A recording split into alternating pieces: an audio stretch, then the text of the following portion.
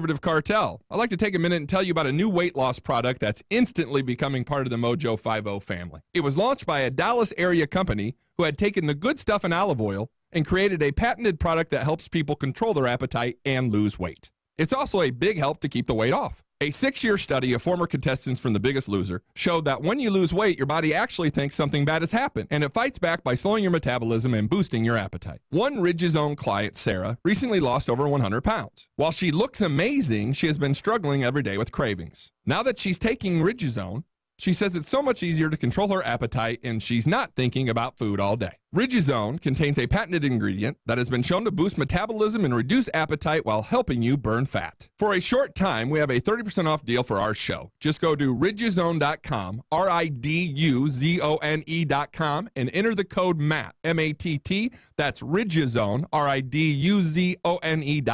MoJo 50. The question isn't who's going to let us. The question is who's going to stop us. Adjust your mojo now. Thank you.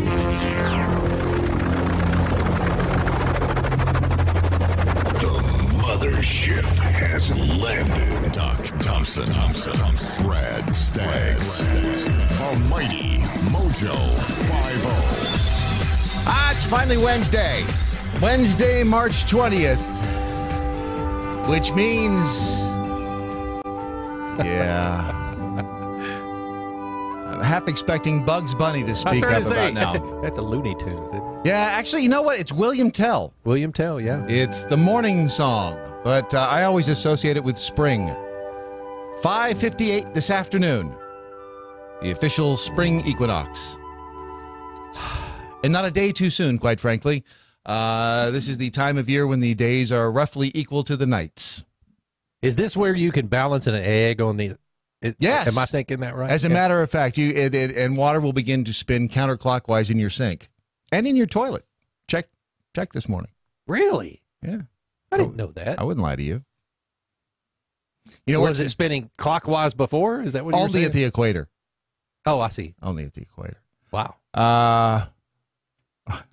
It's not spring, by the way, in New Zealand.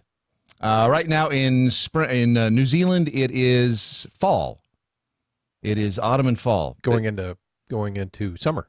No. It's going into March through May is autumn and fall in New Zealand. Winter is June through August. Correct. That's like Australia. Yeah, it's kind of ass backwards. Of course, they're hanging onto the bottom of the planet down there.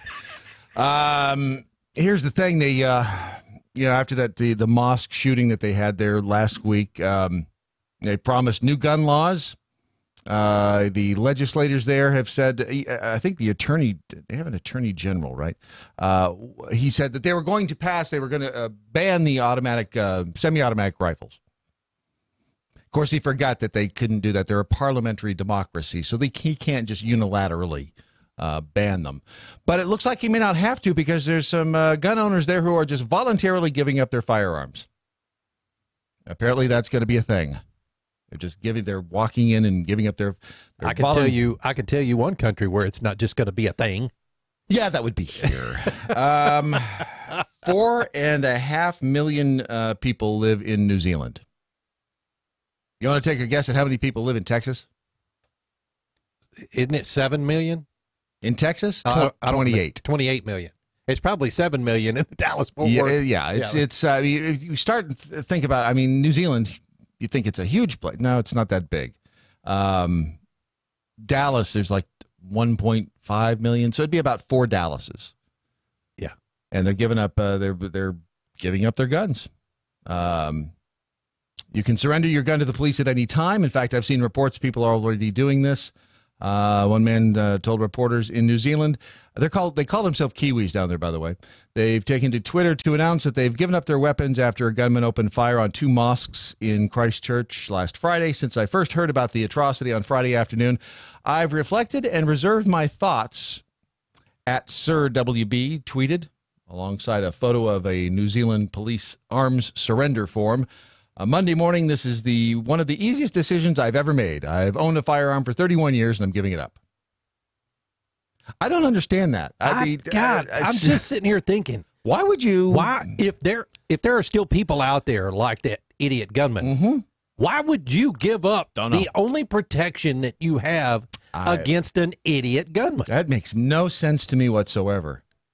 None. I'm going to set an example for my fellow people, and I'm going to turn my stuff in. Okay, your turn now. You turn yours in. Yeah. Have you lost your damn mind? I'm not turning my crap in. Now, apparently, this is there are a lot of people with that mindset on the other side of the aisle, or however you want to look at it. There are some New Zealanders panic buying guns. This ahead of the Prime Minister there, Jacinda Ardern, her comments on Saturday about cracking down on guns. People are running out to guns, and there was a Gun City shop over there. People buying guns and equipment. Firearms owners posted online about panic buying, where people were rushing to stores to purchase firearms. So there's apparently some conflicting reports coming out of New Zealand. There's a Facebook group called Kiwi Gun Blog. Firearm owners and sellers said there was a heightened buying of semi-automatic weapons, ammunition, and magazines around the country on Saturday. And again, this is what happens here every time. Well, especially when President Obama was in office. When we were shooting that pilot down there in Georgia for the reality show, he said every time the president opens his mouth, gun sales go up. Oh, yeah. Oh, he was the best promoter of gun sales that we've had in a long time. I don't understand the logic, Brad. There isn't any in it. It's panic. It's panic and giving them up. Okay, well, it is panic. Well, here's the thing.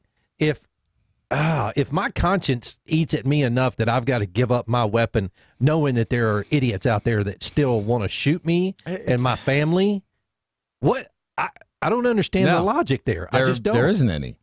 There is no logic at all, unless they think that by, like you said, I'm going to give up mine. I'm going to make the first move. I'm going to show them that I'm not a threat. But you're just asking for trouble if you start doing that, because the bad guys really don't care.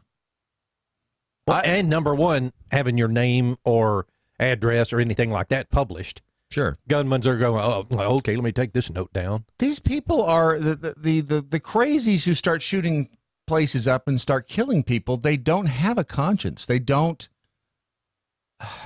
think the way we do. I spoke with a psychologist once, and she worked with people on death row, and she said there's something about them. She said that they just don't have that switch in their head.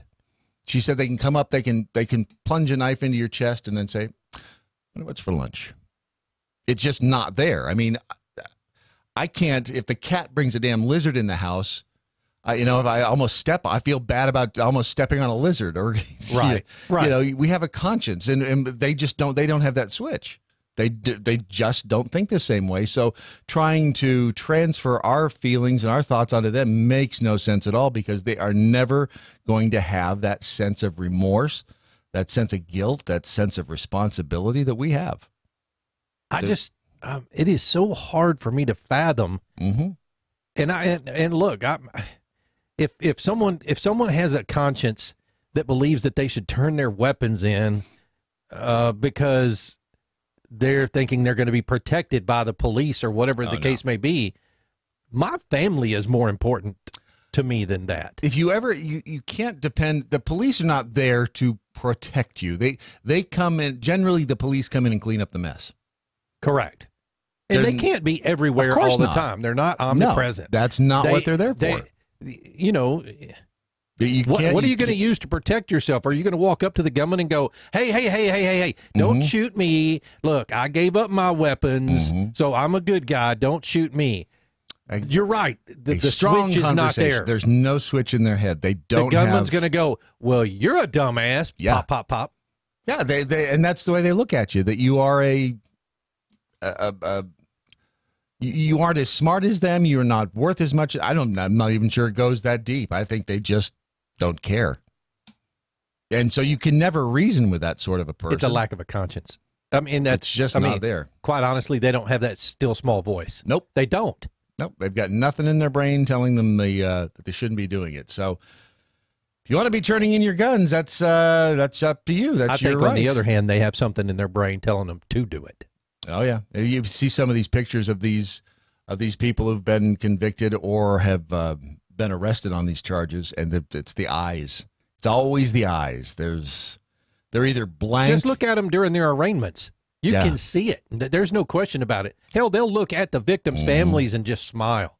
Yeah, it's an odd. There's just some people that aren't right. Probably be a good time to tell you about TRA Guns, because TRA Guns right now is having. We just talked to Kurt here yesterday, and he's sending that the AR-15 our way, which will be. What are you going to do? Are you going to build the display case? I think for so. it, I think it'll say in case of emergency, break glass. Break glass. In case of a-hole, break glass. So yeah, if you ever decide you're in this neighborhood and you want to come in and try to rough us up, you'll have something to look forward to. I was looking at TRA Guns. They have a Ruger EC9S, a 9mm on sale right now. By the way, when you go to TRA Guns, click on the clearance button. It's kind of like going to Target. I used to do this all the time. I'd go to Target, and the first place I'd go was back on the back row and look at the end cap, because they had all the stuff that was on sale. Clearance, that's right. And I got more crap there that I didn't need, but it was only $1.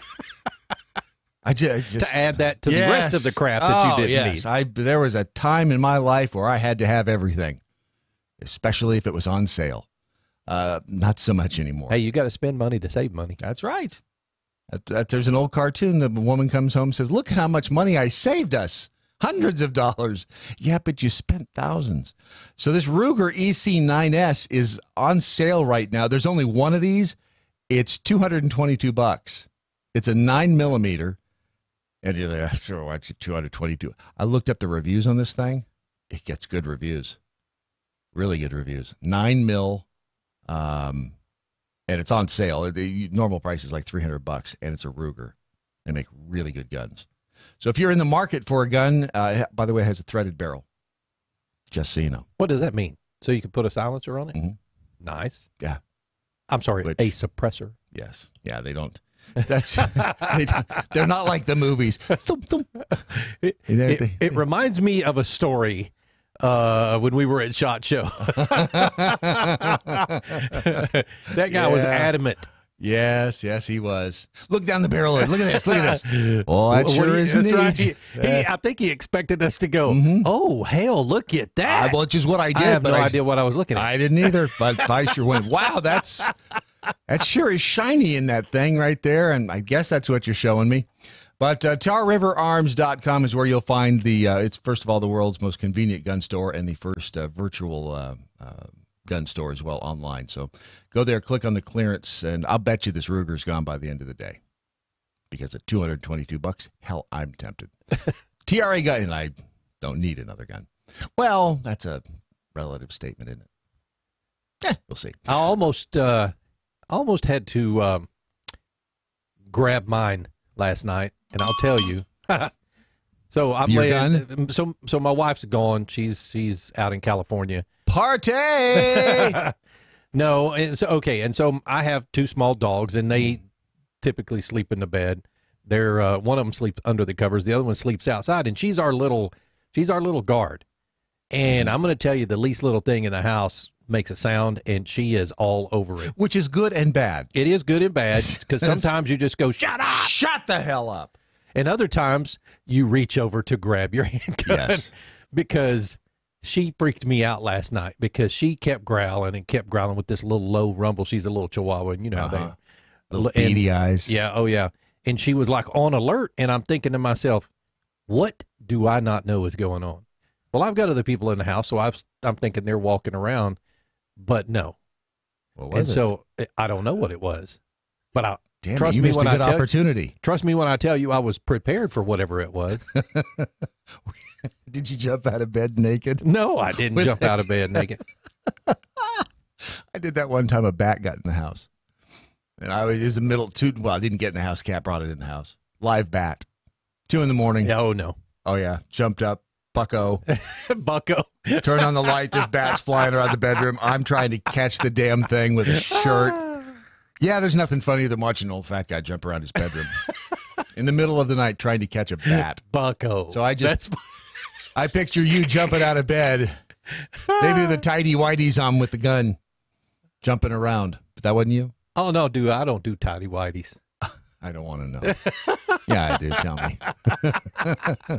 Boxer briefs, baby. We'll tweet a picture out later. But look, you don't want to see this. If you walk into my house and you're prepared to cause harm, just looking at me will go, there you go. Okay, I give up. Wrong house.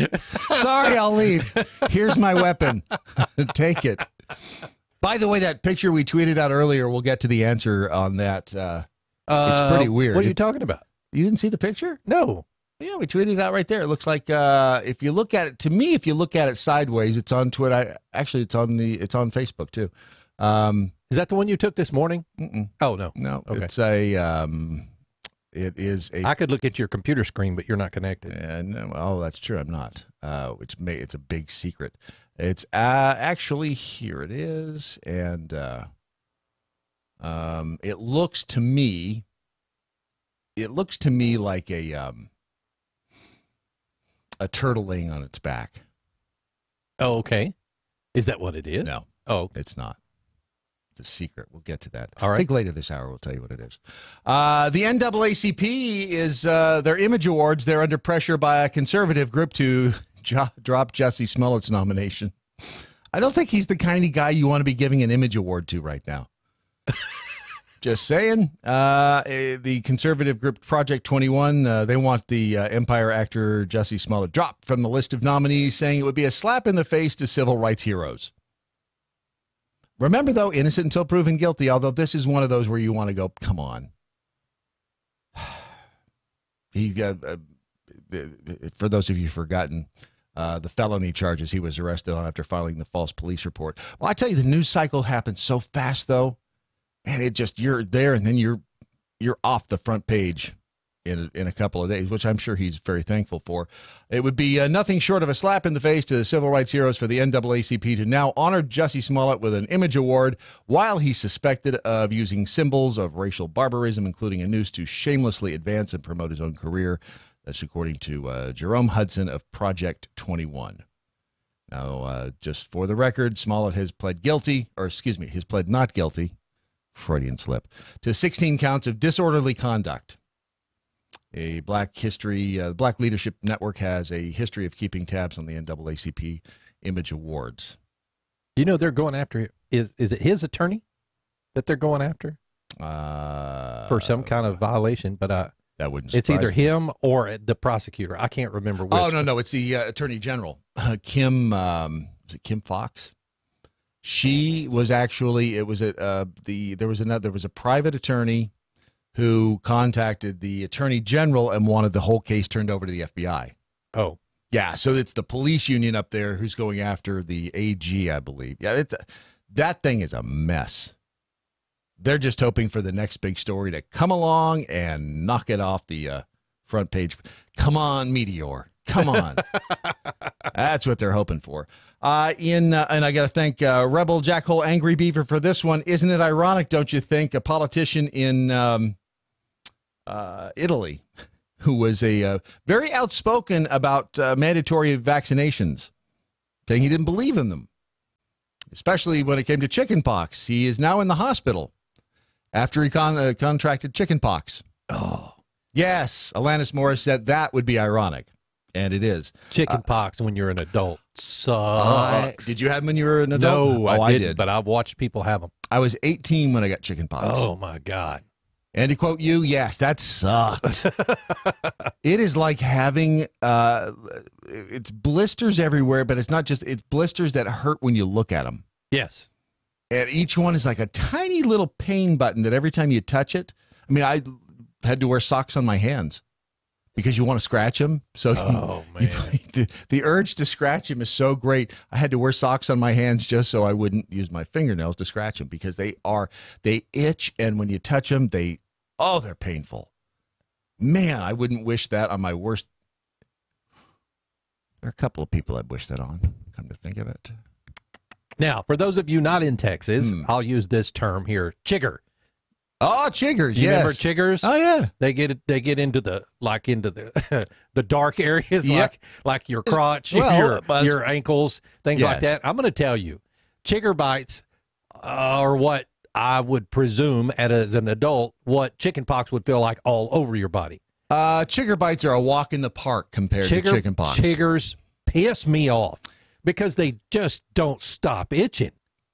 You sound like Sean Connery now. But you know what? My stepmom used to teach what she used to do. She used to tell me, and I know this is not true. I thought it was, but it's not. She used to tell me that the little chigger's still in there, and that in order to kill the chigger, you had to suffocate it. So we took cotton balls with pine sol, ammonia, and dabbed them on top of the chigger bite. No, you need to use gasoline. I'm not. Yeah, whatever. Use gasoline and torch that son of a bitch. You but need to here's light the your thing. leg on fire. But now I know that the chigger's not really there. It's the saliva from the chigger that ends up embedding itself and causing this little spitters. But God, dog. Well, so see, we are always told to use clear nail polish and put clear nail polish. Well, that's what I go to now. Does that work? Yeah, I mean, it. Well, how the hell does that work? I don't know. It just keeps the air from it, and I think that's the thing. Is why don't you just get lacquer thinner and stick it on you?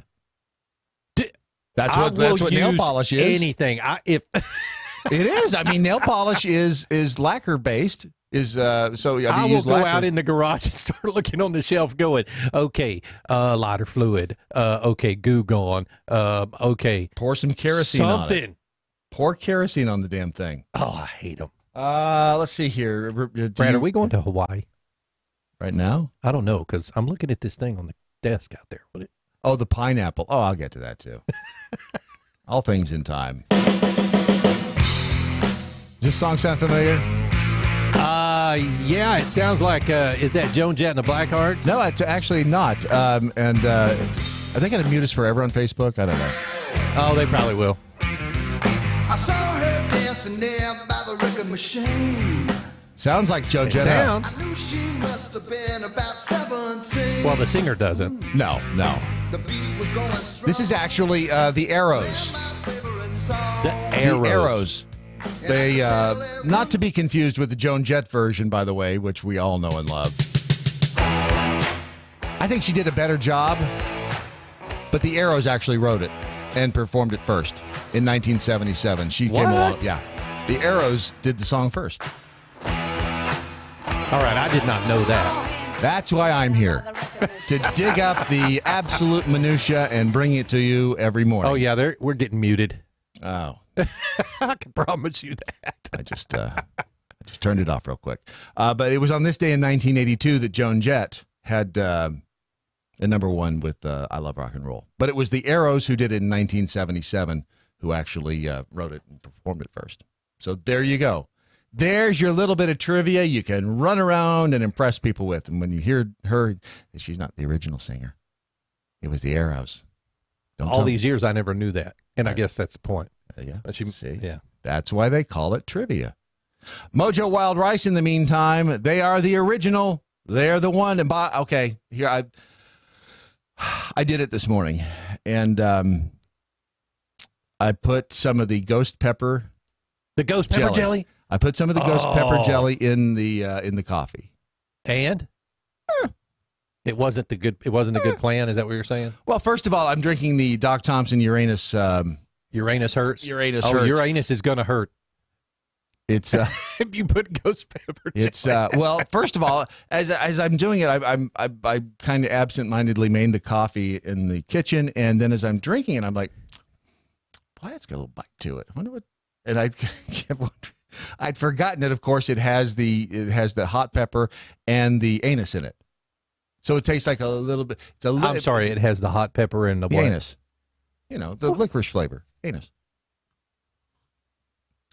How do you get anise and licorice together? A-N-I-S-E. Anise. A-N-I-S-E. Anise. I mean, some people say anise. Anise. But it's anise. Just come on. It's actually got little pepper and it's actually anise in it. It's really good. It's a different taste. It's not going to be for everybody, I'll tell you that, because it is not your traditional.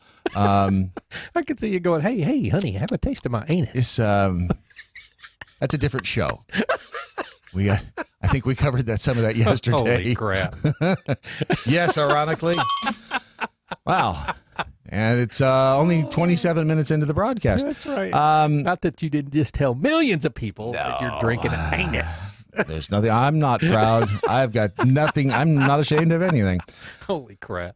Again. But I cannot. I mean, the ghost pepper jelly, first of all, it is fabulous, but I'm not sure if I recommend it in coffee. Of course, I don't think MoJo Wild Rice does either. Oh, but, I put it on the MoJo Wild Rice, those waffles that he made. They're fabulous. Oh, they're so good. And I just thought it would, it's a good alternative sweetener to sugar. So I'm going to recommend it for maybe your bagel or maybe an English muffin, but not your coffee. Just saying. That's my other tip for today. Good tip. There you go. MoJoWildRice.com right now, Spring 10, and you got 10% off the entire store. Audrey is coming up next year on your Daily Mojo. Happily promoting the 4 F's: freedom, faith, free markets, and fun. MoJo 50. I'm Mike Opelka from PureOpelka.com. Here's your 2-minute drill. Time for another story you won't see on CNN or MSNBC. Democratic wonder boy Beto O'Rourke, the record-setting fundraiser, is actually channeling his inner Barack Obama. What? Yeah, he is. He was asked at a college appearance if he had any actual policies he would like to share with people, and this is what he said. I'm going to try to be as specific as I can. I mentioned our criminal justice system. I called for the end of the prohibition on marijuana and the expungement of the arrest records of everyone who's been arrested for marijuana. What a surprise. College students got all excited because marijuana was going to be legal. Oh, boy. But Beto wasn't done. As I said, he's been busy channeling his inner Barack Obama. He then followed up the marijuana thing with this about health care. You talked about universal guaranteed high-quality health care. You asked the path to get there, a proposal called Medicare for America that ensures that if you have employer-based insurance and you like it, you keep it. Your doctors, your network, what works for you right now. So if you like your doctor, you keep your doctor. Where have I heard that? We will keep this promise to the American people. If you like your doctor, you will be able to keep your doctor, period. If you like your health care plan, you will be able to keep your health care plan, period. It was a lie then. It's still a lie. Testudo, my friend. Testudo. Mike Opelka's 2-minute drill is powered by MoJoWildRice.com. Their wild rice is a superfood, gluten, sodium, fat, and cholesterol-free, yet high in fiber, protein, zinc, phosphorus, and trace minerals. But you're going to love it because it's delicious. MoJoWildRice.com. MoJoWildRice.com. The Daily Mojo. I don't think we had to go quite that far, Rebel Jackal, Angry Beaver. Real Brad Staggs sleeps in the nude and loves hot anus.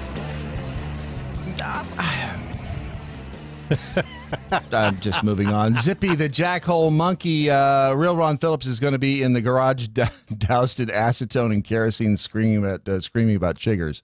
Mrs. Phillips, please do not 302 him. He's just doing research. What's 302? It's probably, I don't know. It's Like a probably like a 5150? 5150. Yeah. I had a friend who, hope he's not listening because I'm about to tell a story on him. A friend who was turned in for a 5150. He tried to and going back, I cannot figure out. He surely was not serious about it, but then I don't know. He tried to drive over the side of a cliff in his car with a steak knife. That was going to be the way he was going to go. I'm guessing the steak knife really didn't have an effect going over as opposed to going over the cliff. He didn't do it, but that was the plan. And I thought, damn, of all the ways you're going to try to go, that does not sound to me like a smart plan. Jogging in front of a train, on the other hand, but yeah, they took him in on a 5150 for that, for his own safety. Is that Audrey? That is Audrey. Yes, sir. Hello, Audrey. How are you? Good. How's it going? Audrey Taylor Decker is the, I love your title, by the way. Your title, hold on a second. The founder and the president of I Am Tomorrow. Welcome. Great to be with you. Now, I have a little bone to pick with you, though. I was looking at your team here on I Am Tomorrow at iamtomorrow.com/team, and there is a preponderance of female to males on your team. And I'm wondering why do you hate men so much? Oh, really? That's your opening question, huh, Brad? Maybe it's just that women roll up their sleeves and they just get involved quicker. I don't know. Wow. Did you just call men lazy? I'm just saying. We don't discriminate, but for some reason, more women have jumped in. Who knows? There's a lot. You draw your own conclusions. There's a lot of women here on the board, on the team. So, how are things going, by the way? It's good. We're focused on really getting the next generation engaged and involved in the political process. We so often talk about the fact that there's a lot of millennials and Generation Z that are so, liberal and far on the left. But really, I would say that there's a lot of millennials and Generation Z that are just apathetic and they're not involved at all in the process. And so those are the people that we're really trying to engage. Yeah, it's a good question. I think they're just turned off from the partisan bickering that happens on both sides. They don't see politics always as an effective way to make a difference. And so we just have to connect those dots for them and help them understand that there's a direct correlation between being involved in the political process and making a difference, not just on the federal level, but we don't talk enough about the fact that we have tremendous influence in our local communities and in our state. And so we really just want to make that connection for the next generation and help them realize that they can make a difference. We're talking about a generation that wants to make an impact, right? They want to be known for something. They want to make a difference. Other than eating Tide Pods. Right. Other than that, yeah, they might give off some of those perceptions, but polling consistently points to the fact that they do want to make a difference with their life, which is really cool. And the next generation even gives to charity in higher numbers than any generation before us. And so it just shows you that we're looking for that purpose, and we just have to help them see that some of that is found in the political process and being informed citizens and engaged in what's happening in our country and our world. I can certainly understand why they look at the political process, because quite frankly, and I've told this story before, I went to Boise State, and it wasn't until I got there, somebody nominated me and went through the process or whatever, and I think I just wanted to win, whatever. I didn't even know what it was. And when I got there, I realized it's all a bunch of future politician wannabes. And I thought from the moment I got there, oh, God, this sucks.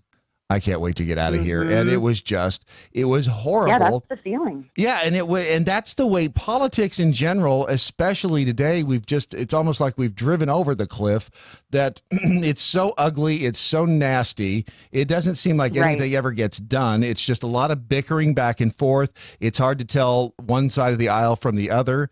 And it really does feel like it doesn't matter what I do. How do I affect any change, because it seems like it's getting worse. So for the millennial and the Gen Z generation, how do you get them interested? How do you make them want to participate in this process? Yeah, well, one of the first things that I always tell millennials and Generation Z is, hey, you don't have to like politics. No one's trying to convince you to like politics. I hate politics. Sometimes the process of politics is just nasty and it's unappealing, and you don't have to like it, and that's not why you vote, and that's not why you stay up to date on what's happening in the news and what's happening in your community. You do it because you care. You care about your neighbor, you care about the economy that affects those that are in your graduating class, you care for the people that are around you in your community, and that's why you do it. And so it is saying, hey, you don't need to be a member of the Republican club or the Democratic club on campus. You don't need to join a political organization. But what you do need to do is be informed and be responsible with the fact that you've got a tremendous amount of influence with your vote, and don't underestimate it, and don't underestimate the fact that your voice can make a difference, especially in today's world, right? Look at social media. Everyone has a sphere of influence. Everybody does. And so there's a lot that millennials and Generation Z need to realize, that political involvement looks different than it did, just 10 years ago. Well, and I think another way to do it is take a look at your paycheck and look at how much money Right. It used to be that the people would have to send in the money. They didn't automatically deduct it from your check. It was a different time, and if they brought that back, there would be I think there would be a revolution, because isn't that true? Yeah, once you see how much money the government is taking, you start to get real concerned with what they're doing with it, or you should. And that's why I think it also it makes sense on some level for some of the youths of America to embrace socialism, because at that point it's like, man, if I'd like, I want some of this back. I sure would like some of this free stuff. And we're seeing a turn to socialism, which is scary as hell. How do you view that? How did the team at I'm Tomorrow? How are you even beginning to combat that? Yeah, well, I mean, it's crazy to see the shift towards socialism that's happening right now. I mean, the first thing is, we just have to acknowledge the fact that the next generation's been lied to. I mean, there's really no good way of putting it. But, I went to a private Christian college, and they talked repeatedly about how great communism and socialism was. They had entire chapters dedicated to the evil of capitalism. Wow. I mean, this is what we teach in our institutions. Public, private, doesn't matter. And so now we're surprised that we've got these two next generations that embrace socialism, but they don't know what it's like. We always say, sit down and talk to someone that, left Venezuela or some of the countries that are socialistic, and ask them, did they like living there?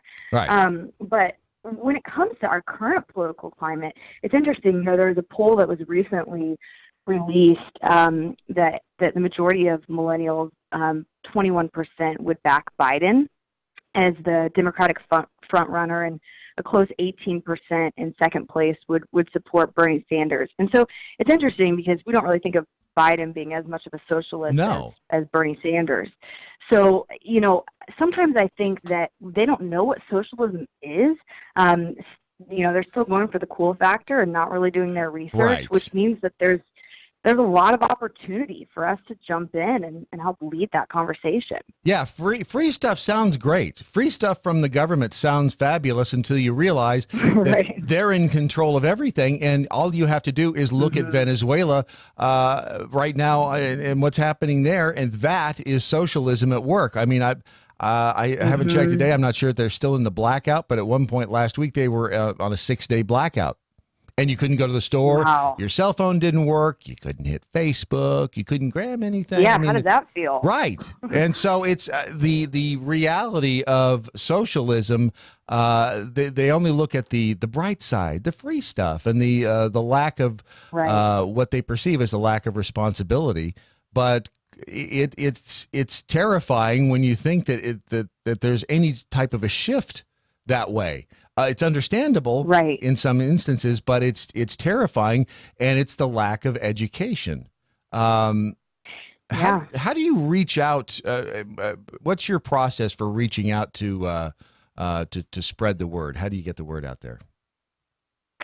Yeah, well, we start with, talking about the importance of your vote and doing your own research, and the fact that, don't let anybody else influence your vote. Make sure that you've done the homework and you really know who it is that you're voting for, which is something that millennials like to do and they pride themselves on doing, but they have to be encouraged to do it, and if they don't, they get swept away with the current of things like the Green New Deal, that uses fear to drive political change, right? The world's going to end in 12 years if we don't address climate change. And it's going to cost $93 trillion over the next 10 years, and you're going to wake up and what do you have? Socialism, So we talk about those things and encourage the next generation to say, hey, look at these things closely, because there is some common sense here. And I am just not willing to admit that everyone's completely lost their common sense, Let's have these conversations. And there's a lot of times where I sit down with someone that's a described socialist, and I'll say, hey, I hadn't thought about that, because we're not having these conversations enough. And boy, there's a lot of good policies right now that we can have this conversation around, right? Right. Start with the Green New Deal, which every, Democratic 2020 front runner, minus I think Biden hasn't weighed in on it yet, but everyone else has supported it. So let's start right there. There's a lot to talk about. Well, and maybe that's the good news. It's the fact that it's not so much the it's the lack of understanding of what socialism is, and if that's the case, then there is hope. If the inverse is true, if they really do embrace socialism, then we are on a pathway to disaster. But if it's just a lack of knowledge, then there's some hope that we can turn this tide and hopefully steer the country away from that, which would be terrifying to say the least. But do you think Biden will? When you was it 21% you said supported Biden? Yep, 21% and 18% for Bernie Sanders currently among millennials and the next generation. Now that's interesting, especially given the whole Me Too thing, because Biden has more Me Too moments than. I mean, just a few more, right? Yeah, it's just the creepy factor, and if he gets into the race, I can't even see him lasting 6 months. Not only is he almost 78, but when you add up, when you stack up all these Me Too, the pound Me Too instances in his past, I just don't see how he lasts more than 6 months in the race. Yeah, maybe, but there's a little bit of a double standard, right? I mean, sometimes the Me Too movement calls it when they want to see it, and doesn't when they would prefer not to. But it's interesting because I think there is this struggle right now, though, within the Democratic Party, because you've got this fraction of the party that is very socialistic, right? Mm-hmm. And then you have this other more traditional part, and I think Biden represents some of that. And you see the divide even in the fact that Congress announced that they're not going to pass a budget resolution this year. The House isn't, which just shows you they don't want to put down on paper, right? I mean, that would be their opportunity to talk about things like the Green New Deal and all the projects that they want to see have happened. But they're not, because I think they know that it'll cause more division. I don't think the average Democrat is for socialism. And so you see messaging at the top, that is, but then the general party population across the country isn't supportive of that. So, I mean, Biden's just going to be really interesting, because I think he's going to have a big battle going up against that fraction of the Democratic Party if he doesn't conform. Well, one thing is for sure, the race will be entertaining, if nothing else. Because it's it always is, right? Yeah, it's grab the popcorn and something to drink and sit back and watch it, because it's going to be a roller coaster. All right, so how can people get in touch with you and get involved with imtomorrow.com? Yeah, thanks. They can go to imtomorrow, IM2 MORO.com, and also follow us on Facebook and Instagram.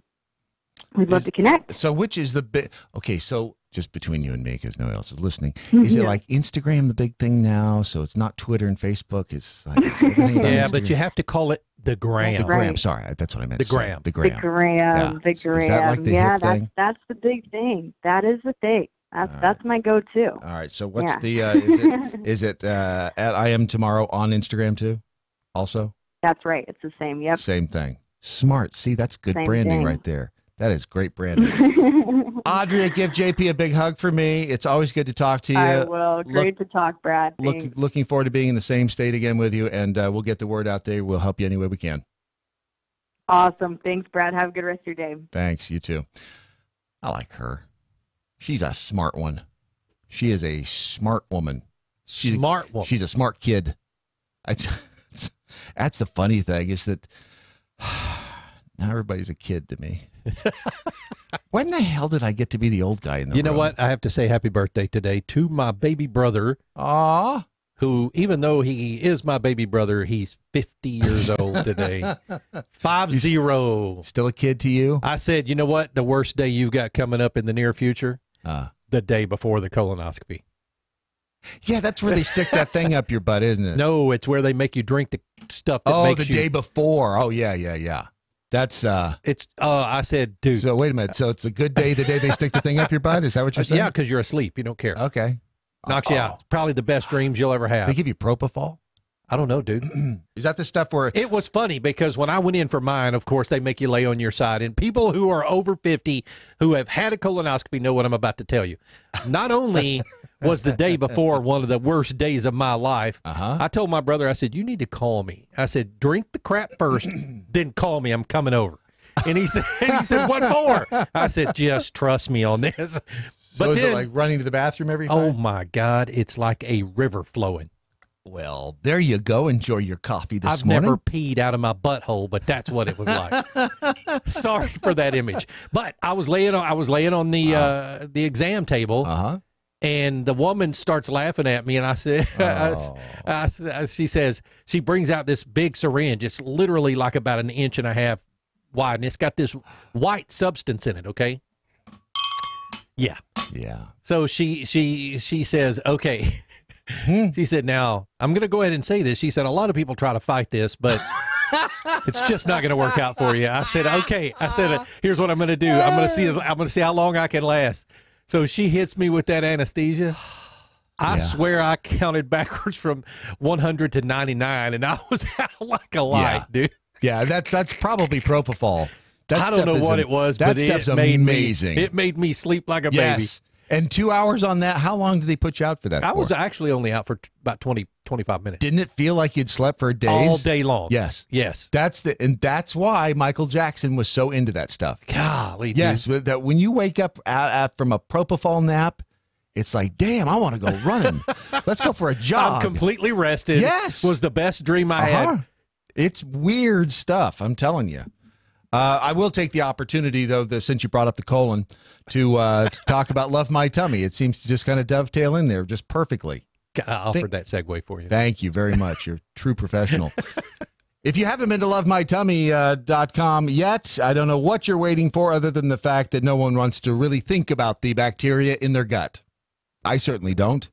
And every time I have anything with sugar in it, I feel guilty because I know I'm feeding the bad bacteria. I'm going to die of something, I guess. If, however, you'd like to live a longer life and a more satisfying life and have some, quality days while you're here on the planet, take a look at Altrontil, the vaguely French-sounding. It's a nutraceutical. It's not a probiotic. Is that the right word? Nutraceutical. Nutraceuticals. Okay. Is that the word like when it's not you don't have to get a prescription for it? It's the FDA doesn't necessarily have to approve it. Right. Yeah. Yeah, that's always my go-to is by finding out what the government thinks I should take. As a matter of fact, generally speaking, when the FDA comes out against something, I'm like, oh, I got to try that, which I did with a couple of things recently. It's like, oh, no wonder they want to ban this. This stuff feels good. So Atrontil targets the problem bacteria in your gut, and when you just do some research on it, don't take my word for it. Go Google gut bacteria and what they're finding out about it now. I mean, it can affect depression, weight gain, weight loss, all sorts of things. And what Atrontil does is it helps boost the good bacteria in your gut and knock back the bad bacteria. And these guys actually have a really good show. Brad. Dr. Ken's a smart guy. Dr. Ken and Eric Rieger, they do a show on our Spoonie Radio Network every Thursday morning. I think it's at 10 a.m. Eastern. It is called the Gut Check Project. Well, see, that kind of rhymes, and it says what it is, too. It's actually a really, really good show. It's checking your gut. And that's on Spoonie at what time? 10 a.m. Eastern. On Thursday. Just every day? No, just Thursday mornings. All right, so that's on Spoonie on Thursday. So go to lovemytummy.com and see if it's right for you. I mean, again, we just kind of give you these life hacks, suggestions, and you take a look and decide if it's something that you'd like to get involved with. I'm not going to, no high pressure on my part. 7 o'clock this Saturday, speaking of programming notes, let's get some of that out of the way here. 7 p.m. What did I say? You just said it 7 o'clock. Oh, sorry. 7 p.m. Eastern time. That would be Eastern Daylight Time. This Saturday, it's the HoloNet with Matt Holloway. He is brand new show. Brand new. Fresh out of the oven. Brand new show for MoJo 50. Matt's done a show for years. He moved over from KLRN in Lanterns. KRLN News Radio 11. KLRN. Anyhow, the show is called The Hollow Net, and Matt's been trying to get on our station for several months, and we appreciate Matt and the show that he does. So, and we don't just take a listen to anybody. that. We don't just allow anybody on MoJo 50 unless they can write a big check or they're good. Or if you're okay and you can write a small check. That's right. We'll let you know which one. Or if you we'll just let you bring us figure some out which food. one of those two. If you walk in with some food, it's possible that we'll let you on give you the a airwaves. show. Yeah. Or if you just come in and tell us we look pretty on any given day, we might give you a show then as well. But I mean, we're not easy. Just if you promise to say the words MoJo 50 yes, if you during will. your show, we'll give you a If show. you can speak faintly recognizable English, like every fifth word, it's possible you could get a show. At Okay, MoJo if 50. you're breathing right yes, yeah. If you have a faint pulse, if the paramedics kneel over you and say, "I think he's going to make it," you can actually get a show at MoJo 50. No, realistically, we're trying to fill up our weekend open slots. So if you know someone who has a talk show that would fit on the MoJo 50 platform or the Spoonie Radio If platform, you'd like to get into one of our slots, if you would like to get into one of our slots, you'd like to fill call our Brad slot personally. Yeah, send If you'd pictures like to have a first. radio show, Yeah. then you can It's a call completely, me. yeah, completely different, completely different deal. Lori F&D, the cookies are gone. Please do not send any more. Thank you so much. Oh God, those are good. They Those are so good. snickerdoodles, though. I think I ate all the snickerdoodles in one day. I think me and Tom were fighting over them. God, out those there. were good. All you guys were on Riduzone already, so I'm like, No, I'm not. Okay, here's the thing, too, and I'm going to say this, that just because, I mean, when you're trying to make healthier decisions, it does not mean you cut everything out, because if you cut everything out and you deny yourself every sweet thing that you've ever wanted, you're going to fail. You know, Brad, every time I picked up a cookie, I said that same thing. I might have done that about 6 or 7 times that day, and I said the same thing. You know, sometimes I just got to let myself have a little bit of indulgence. And again, it's you take little steps. Like I've cut back on the Diet Cokes. I give them to myself as a treat on the weekend. So my question is this. Yeah. What's wrong with the diet drinks? Well, the is problem, it the aspartame? It's the I don't even know if it's that. I think what it is it confuses your body. Your brain doesn't know what to do with the artificial sweeteners, so it makes you produce insulin. And then there's nothing for the insulin to do. So it's this weird. It's a chemical thing. But is it bad for you? I'm not a doctor. I don't know. I think question. that if diet drinks help people lose weight, why, since they were introduced in the 70s, have we not gotten skinnier? There's something going on. A lot of people don't like the taste. There's no question. I about don't that. mind the taste, and I'm assuming you can acquire a taste for it. I mean, Sure. I drink unsweet tea. People look at me like I'm stupid. It's unsweet It's not tea. for the Unsweet tea that has very little caffeine in it. Sure. But it's not for the tea. Right. It's flavored water for all intents and purposes. Yes, and I can't stand drinking. I mean, I will drink. I have a glass of water in here, but I also have sparkling water. I like sparkling water, drinks. Yeah, it's the artificial sweeteners in the Diet Cokes that are.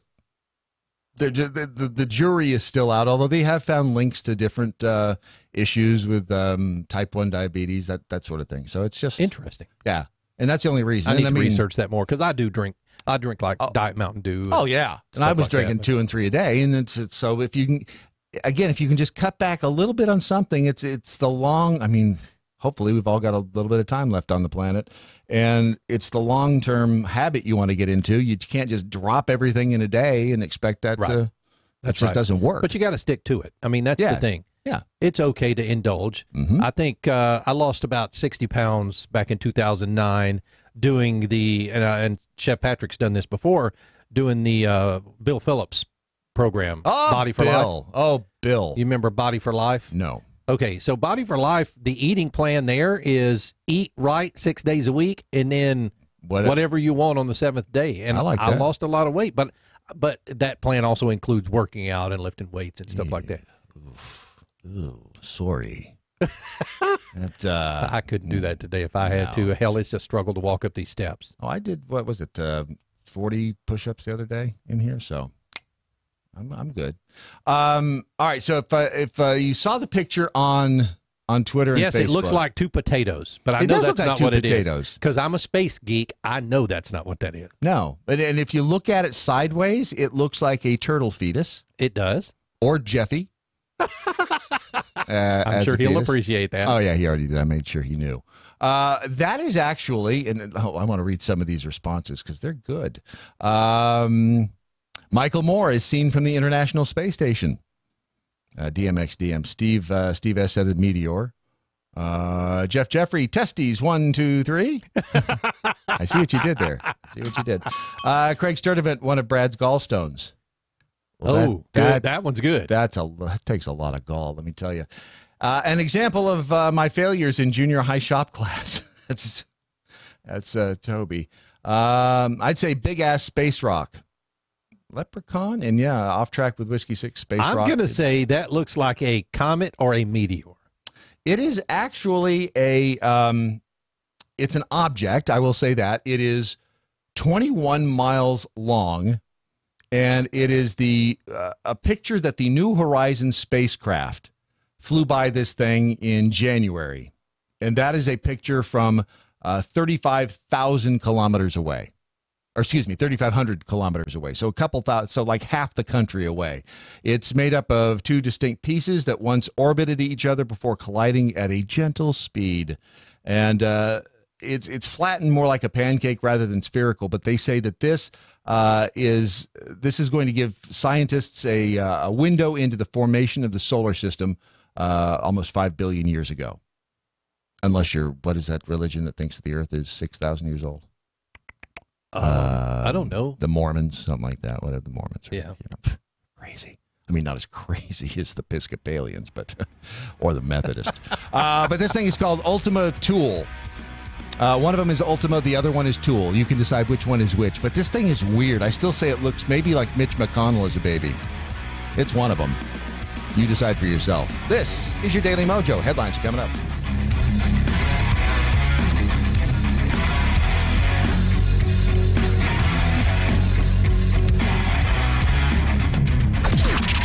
This is the seditious, rabble-rousing, liberty-loving, home of fun, entertaining, and compelling talk.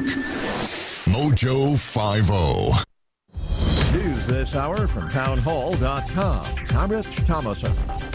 Flood-stricken parts of the Midwest, not out of the woods yet. More rain is in the forecast across several states. Iowa Governor Kim Reynolds says one city in southwest Iowa especially hard hit. I sat with the people in Hamburg who have lost 2/3 of their town to floodwaters. Their water and sewer facilities have been compromised, and the destruction to the ag community just in that small area alone is devastating. Vice President Pence, who toured the flood zone yesterday, says federal disaster aid will be forthcoming quickly. Preparing for the wildfire season in California.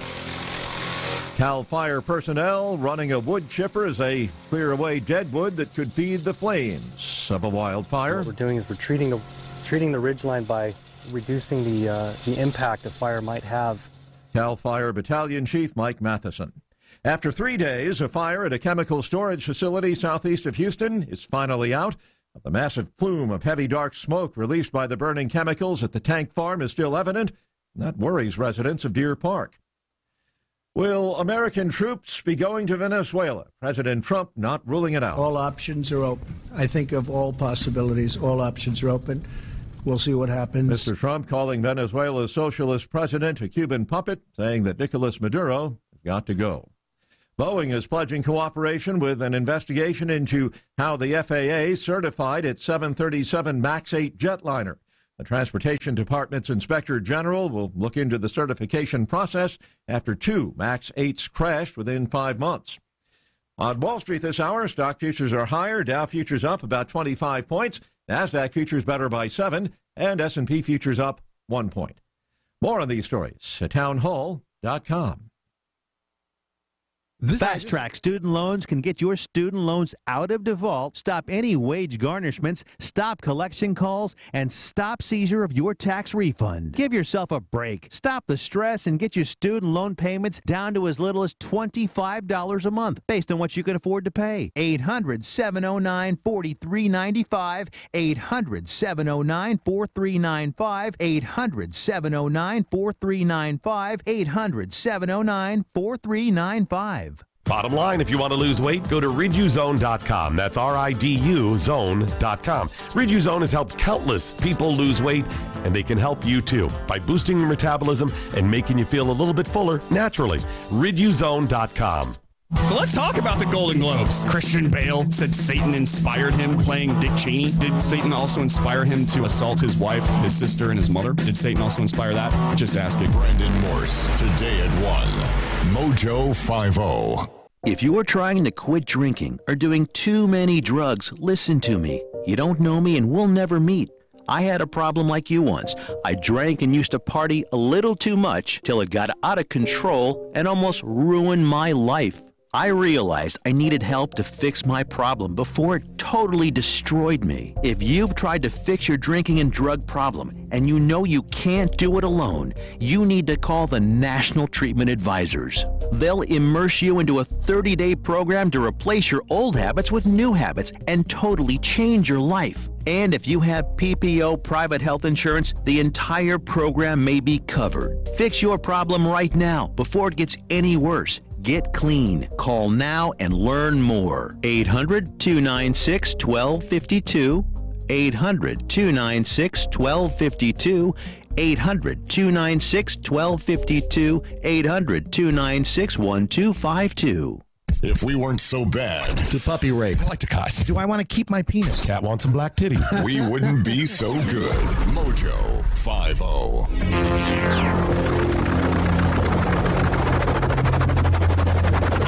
Mothership has landed. I don't know if it's a puddle so much as it's a small lake that I step in on occasion.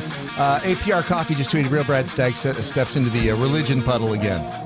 Oh, the religion puddle. Yeah, because I mentioned, the Mormons are out there. Of course, they're not as crazy as the Protestants or the Episcopalians. Methodists. Right, the Methodists. Jeez. But it's, the Mormons are not Mormons. They're LDS. Right. Excuse me, I apologize. They are the Church of Jesus Christ of Latter-day Saints. I just feel like that's like... Which day is the latter day? Is that Saturday? It's the one after the former. The former day. Yes. But not the present. Correct.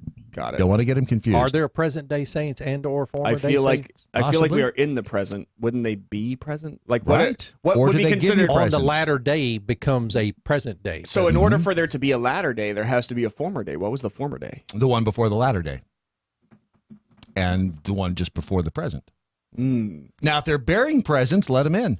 That's what I say. Bearing gifts, come on in.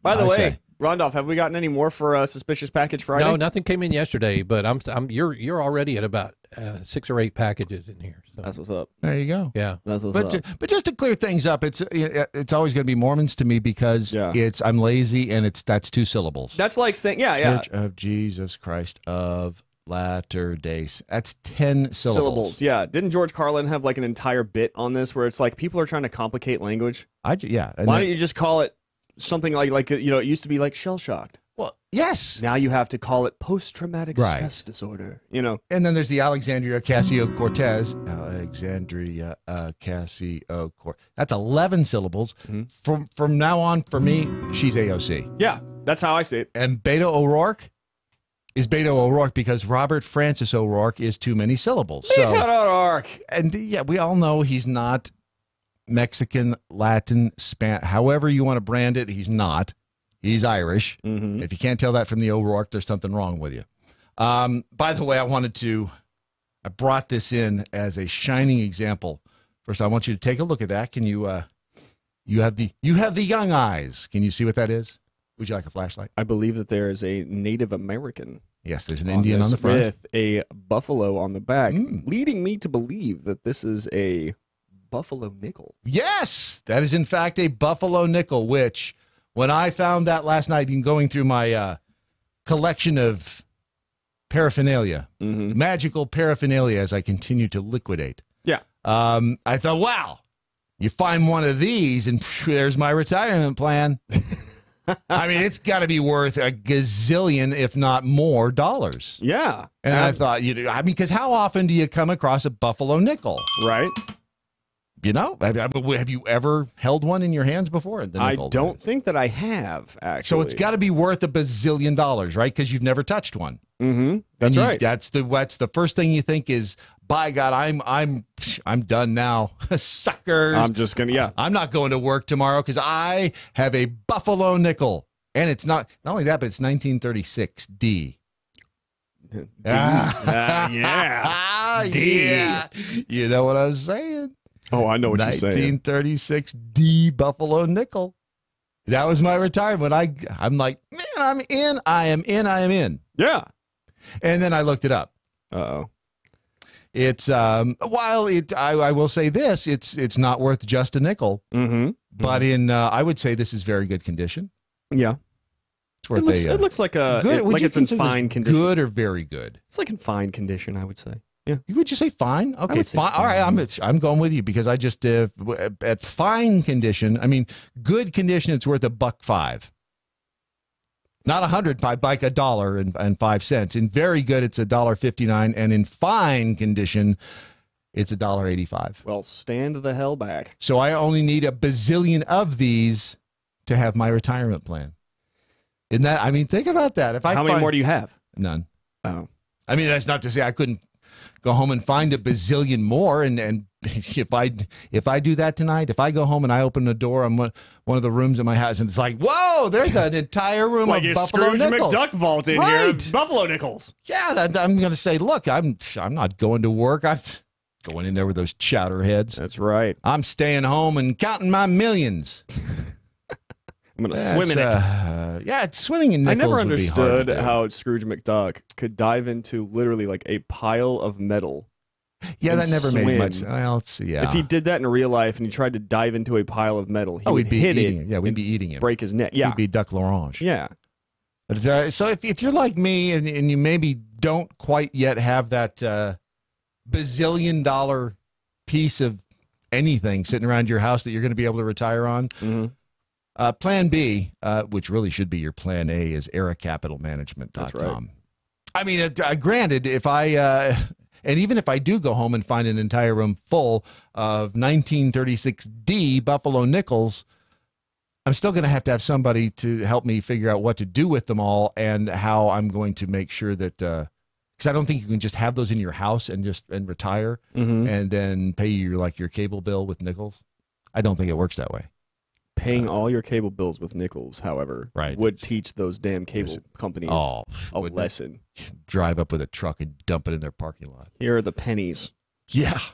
So if you would like to actually secure your retirement with a professional who knows what he's doing and can make sure that, or at least get you on the right track. I mean, nobody can make sure of anything, but he can certainly.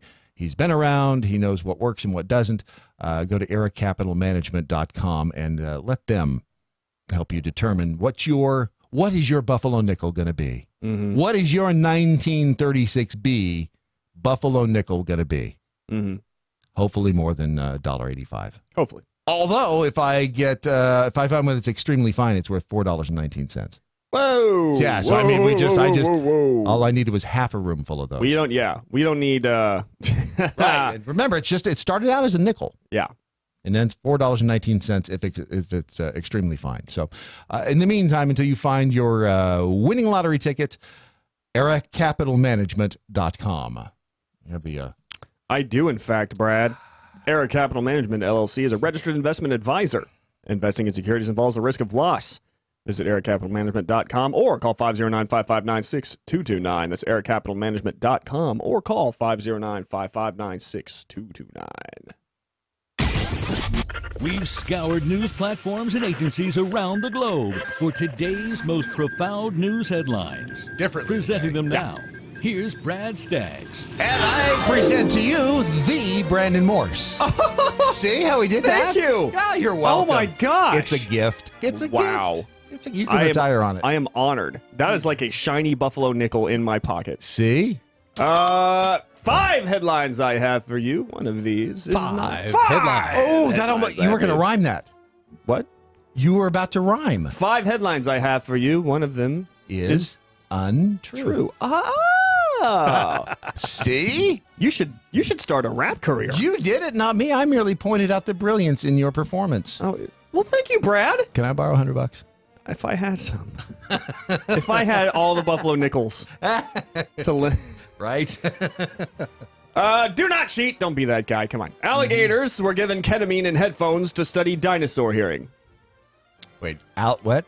Yes. One more time. Alligators were given ketamine and headphones. That's Special K. To study dinosaur hearing. I remember Special K. That's ketamine. He remembers Special K from this morning. That's a party drug. He remembers it from this morning. Okay. An experiment conducted by 2 scientists injected 40 American alligators with ketamine and set each one up with a set of headphones in order to gain a better understanding of their dinosaur ancestors' auditory systems. A paper published in the Journal of Neuroscience by the experiment's lead biologist, Lutz Kettler of the Technische Institut München. I want to know who drew the small straw. Yeah, seriously. Yeah. Which one of you sumbitches is putting headphones on a alligator? And how do they stay on? Exactly. Well, an alligator's head does not lend itself to wearing headphones. Those AirPods, man. That's what you have to do. Not only did the alligators have amazing sound quality, they looked freaking baller. Yes. Alligator's head starts going up and down. Yeah. Play that funky music. And then one of you stick your head in his mouth. That's right. Look at this, beautiful. Let's see. Yeah, it's a Lutz Kettler from the Technische Institut München and Catherine Carr at the University of Maryland claims the study was designed to gain further insight about the neural maps of alligators and how they locate noises in their environment. Who gives a crap? Well, yeah, I gotta wonder how they were sitting around thinking this idea up. You know what this is? It's a money They took grab. ketamine and they were like, you know what would be funny? Yes. Yep. Here's the next headline. Batman, Spider-Man, Jabba the Hutt listed as interns in White House report. I thought you were going to say they walk into a bar. They're listed as, good, they're interns. Batman, Spider-Man, and Jabba the Hutt walk into a White House. Mm-hmm. This year's economic report of the president's president credits an unusual group of interns that includes the alter egos of Batman, Spider-Man, and Captain America, Monty Python alumnus John Cleese, Catherine Janeway from Star Trek Voyager, and the corpulent Star Wars villain Jabba the Hutt. Nice. Yeah. I didn't know we had such celebrities in the White House. No. These names are credited with helping the ensemble with a 711-page report issued Tuesday on the health of the U.S. economy and President Donald Trump's economic agenda. The names appear to be following a similar prank in the intern listing in 2018 report in which Star Trek luminaries James T. Kirk and Jean-Luc Picard worked for the White House Council of Economic Advisors. Well, you know what? I would give them a shot if they were up there anyway.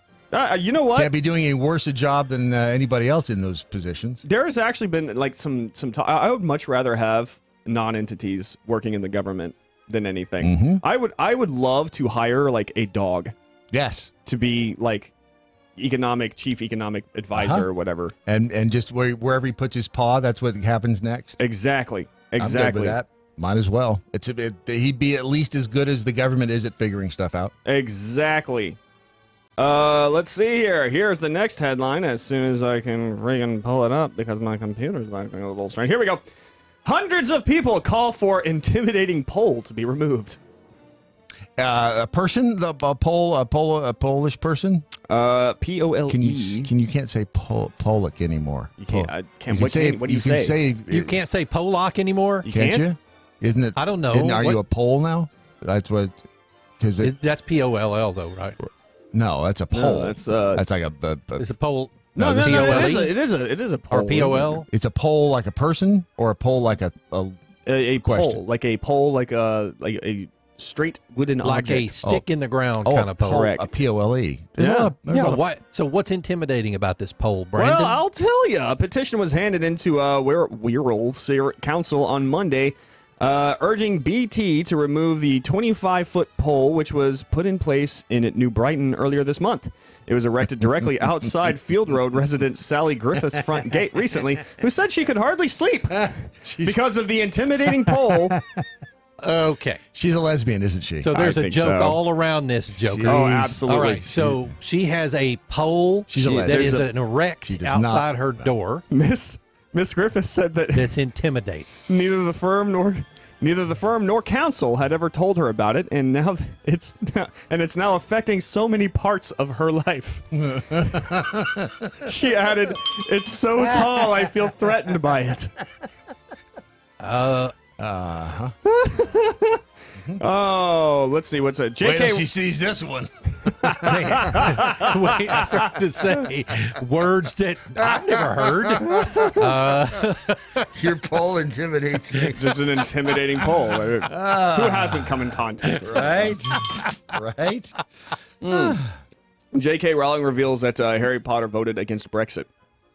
Well, of course. Thank God. Continuing her trend of making proclamations about her characters' personal lives, Harry Potter author J.K. Rowling announced this week that her titular boy wizard voted Remain in the UK's 2016 Brexit referendum.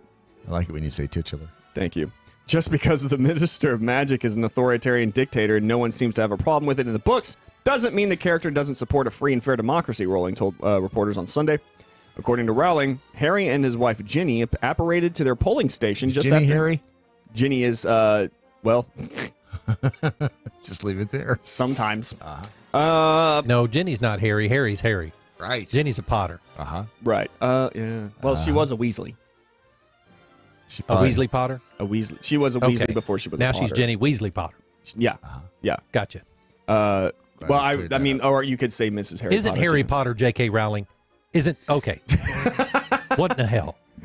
Yeah, according to Rowling, Harry and his wife Ginny apparated to their polling station just after tea, leaving the children with Ginny's parents, who had voted earlier in the day, and firmly marked his ballot with Remain a member of the European Union. Well, now that we all know that. Yeah.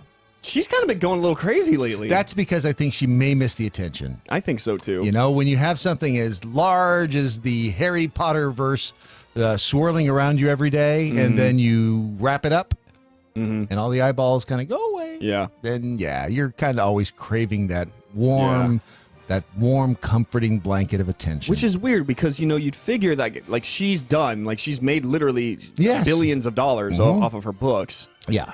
And so now it's just like, oh, yeah, so let's make it political. Because, like, before that, she said, you know, Dumbledore is insanely gay. In fact, they had a physical and loving relationship. He and another wizard named Grindelwald. Gay relationship. That did they use? They used their magic wands. That takes me back to the Bewitched days. Imagine what she could have done. Do you know people don't realize that everything that you just said is coming from one deranged person's mind? That's the thing. People don't realize that. I don't know if it'd be deranged. You It's just mean she's got a good Dumbledore was imagination. Gay? I never picked up on that. Yeah, like, but she's been kind of doing this ever since the, like, you know, first Hermione. Oh, Hermione's black now. Like, wow. Yeah, she was like, good thing she keeps it covered up. Yeah.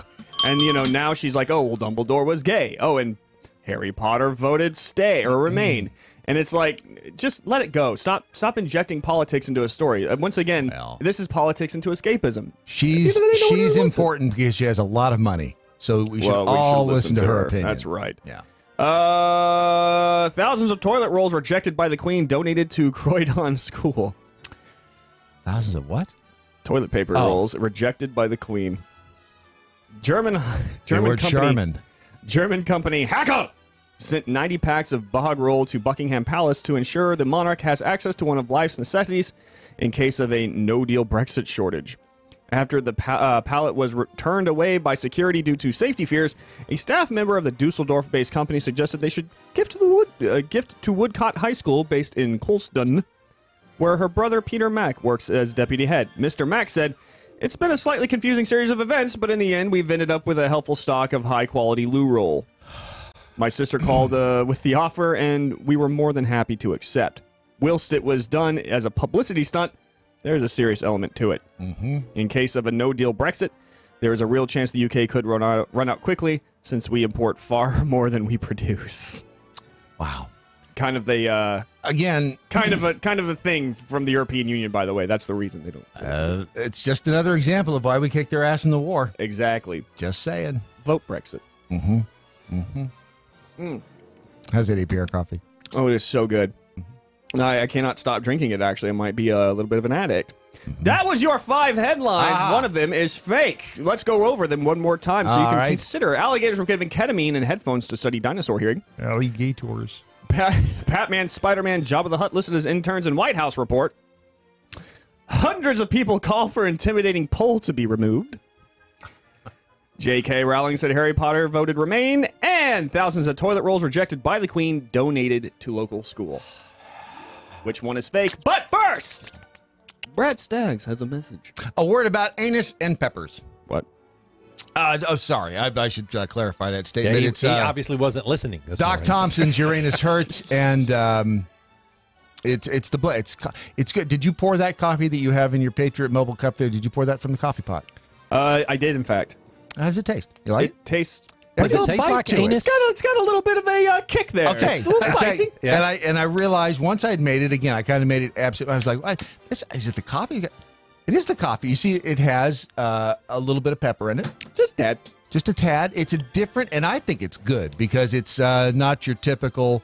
It's not your everyday coffee. Mm-hmm. It has a different taste to it. A little anus taste to it, and a little pepper taste to it. And who doesn't like a little anus in the morning? Exactly. It's isolate that audio. I have who doesn't like a little anus in the Who morning? doesn't like a little anus? Just saying. I do, and I don't know if you heard or not, but I did try the ghost pepper jam in the coffee. I can't recommend that. It just. Were you feeling a little spicy down below? No, I just wanted to see as an alternative sweetener if it would work. You know, using jelly because it'd be a fruit thing and instead of sugar. Did you make a hot exit? I made a hot Brexit. It just takes it a little over the top. So I say keep the ghost pepper jelly on your roll or your bagel or whatever. But the Doc Thompson Uranus Hertz blend is fabulous coffee that you can get at AmericanPrideRoasters.com. And again, I do recommend the banana chip coffee drops. Banana chip coffee I would drops. like to watch. Does Dia make them right there? I mean, does his hands have been touching these? Oh, that's a good question. Now the banana chip coffee drops actually have mint. It's a mint chocolate. The mint chocolate has the mint in it. The banana has the banana in it. Right, but when I had one of those yesterday, I'm assuming that's what I came in there and got. It was mint chocolate with banana chips in it. What? Yeah, maybe I'm wrong, but that's what I don't think the banana chip coffee drops has mint in it. Have you had one? The mint one? Yeah. No, the banana chip. Yes, I had one this morning. Okay. And I didn't taste the mint. All right. But these are French roasted coffee beans and cinnamon, finely ground and mixed together with banana chips, melted milk chocolate, and butterscotch. Maybe it's the cinnamon. Could be, because I know every time I taste cinnamon, I think mint. What the hell are you talking about? If you want the mint chocolate coffee drops, they make those too. But you'll have to... I'll break those out after a bit.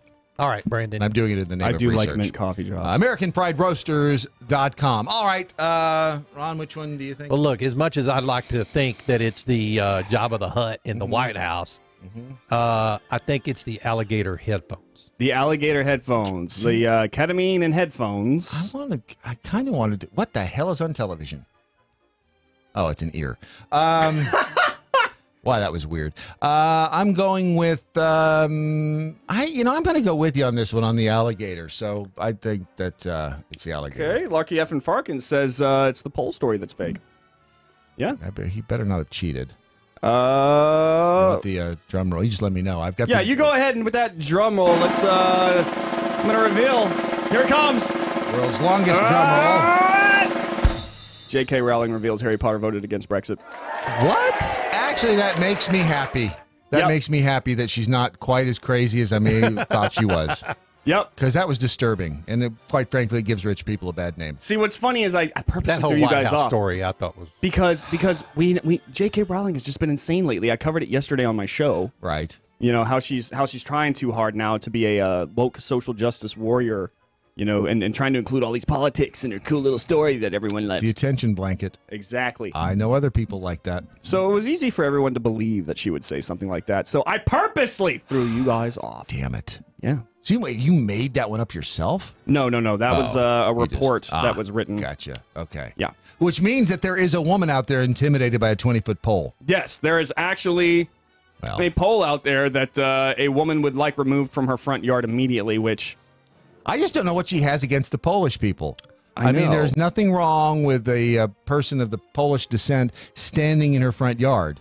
I mean, he does sound a little abnormally tall, but and maybe he's looking in her window, in which case possibly there should be some criminal charges filed. But other than that, it's a free country. I like the fact that the article of this goes on, and it says the road can't take it. The poll has to be removed. The road can't take it. Wow. Imagine being married to her. She told the local democracy reporting service, "I feel like it's going to fall on me every time it gets windy. I see the thing shaking. It could snap." I was up at 5 a.m. this morning, worried about it. That is a special kind of crazy right there. That is a special kind of. I may have married that once. Yeah? Yeah, there was a time I may have married that. Poll haters? Not necessarily poll haters, just the crazy that goes along with it, that would breed that sort of contempt and hatred and fear over something completely benign. Yeah, yeah. It's an unnatural fear. Well, one thing is for sure, she doesn't have to worry about Izzo ever being intimidating to her. Well, that is a good thing for her. At least she has some place to go for safety. Yes, she just needs to invite Izzo over, and that little micro penis, it won't intimidate her at all. There's always a silver lining. You just have to look for it. You'll find it here in your Daily Mojo on a daily basis.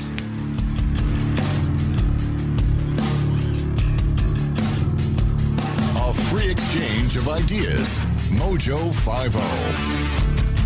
Sour grapes, strong delusion, or reality? Let me explain. Former Democratic Georgia Governor Stacey Abrams still has no plans to admit that she lost the gubernatorial race to Republican Governor Brian Kemp. During an interview on Thursday, Abrams told an ABC News reporter, quote, "I did win my election, I just didn't get to have the job." Abrams met recently with former Vice President Joe Biden, who is trying to ascertain whether he wants to throw his hat into the ring for 2020. Many speculated that he was interviewing Abrams for the position of VP should he decide to run and receive the nomination. Perhaps this is just another time in which Abrams will claim that she was interviewed by Biden but wasn't selected as his running mate, only to have her later claim that she really was selected but just didn't get the position. If she is selected by Biden and they both make a run together in 2020 and lose, she can always allege, as she has done with Kemp, that black and Democratic voters were suppressed when their names were removed from the rolls and polling stations were removed in black precincts. Abrams has at least one person in her corner when it comes to pointing her voter suppression finger at Kemp. Hillary Clinton came out in support of Abrams at a speech commemorating the anniversary of the Bloody Sunday March and stated, quote, "We know, don't we, that candidates both black and white lost their races because they had been deprived of the votes they otherwise would have gotten. And the clearest example is from Georgia. Stacey Abrams should be governor leading that state right now. And Hillary Clinton thinks that she should be president right now. No, you lost as well, Hillary." And that's today's reality check with Susan Knowles. Now you can fly anywhere in the world and pay discount prices on your airline tickets. Book a flight today to London, Paris, Madrid, or anywhere else you want to go. And pay a lot less guaranteed. Call the International Travel Department right now at Low Cost Airlines. 800-452-1075. 800-452-1075. That's 800-452-1075. The Daily Mojo.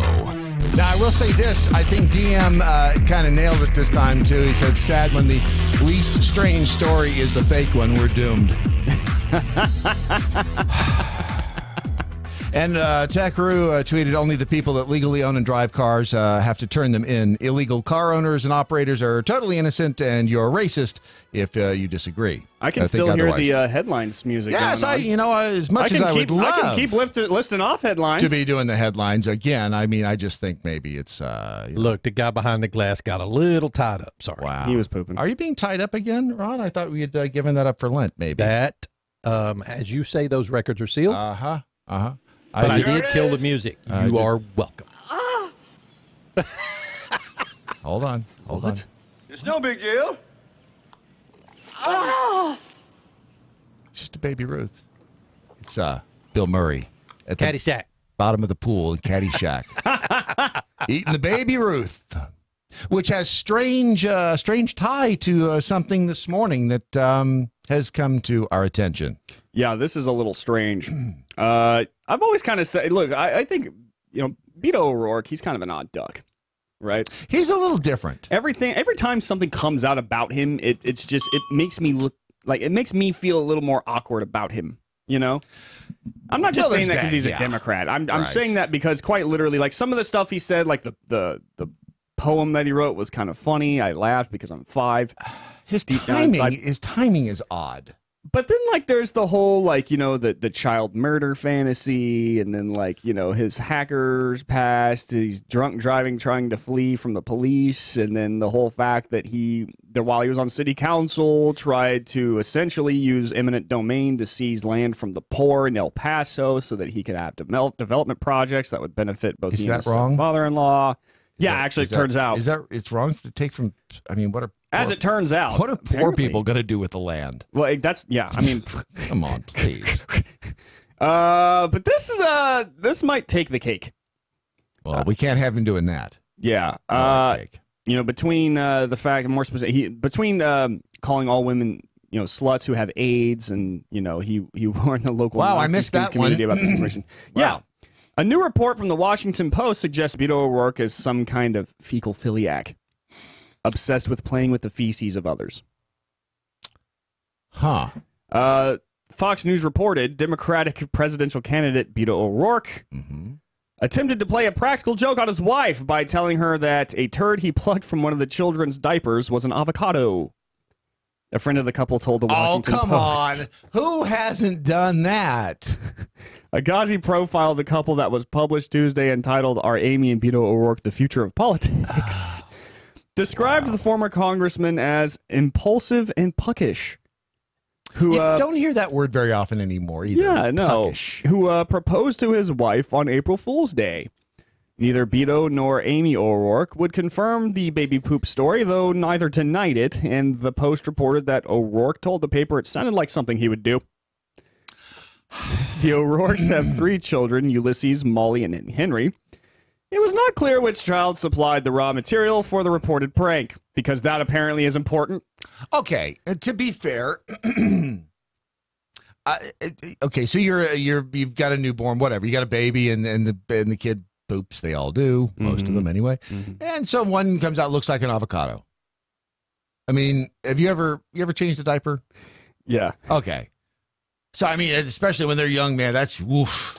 I mean, I'd rather go out and eat grass on the front lawn. Yeah. But so I can see where that is. It's okay. So it looks like probably green, maybe looks like an avocado, and I can see that's I can see actually sounds like something I would do. So, which is kind of frightening. I know. This is so gross to me. It is. So I mean, he me. didn't try to get her to eat it, did he? I mean, he probably said, hey, honey, look, it's an avocado. Well, he presented it to her in the form of an edible thing.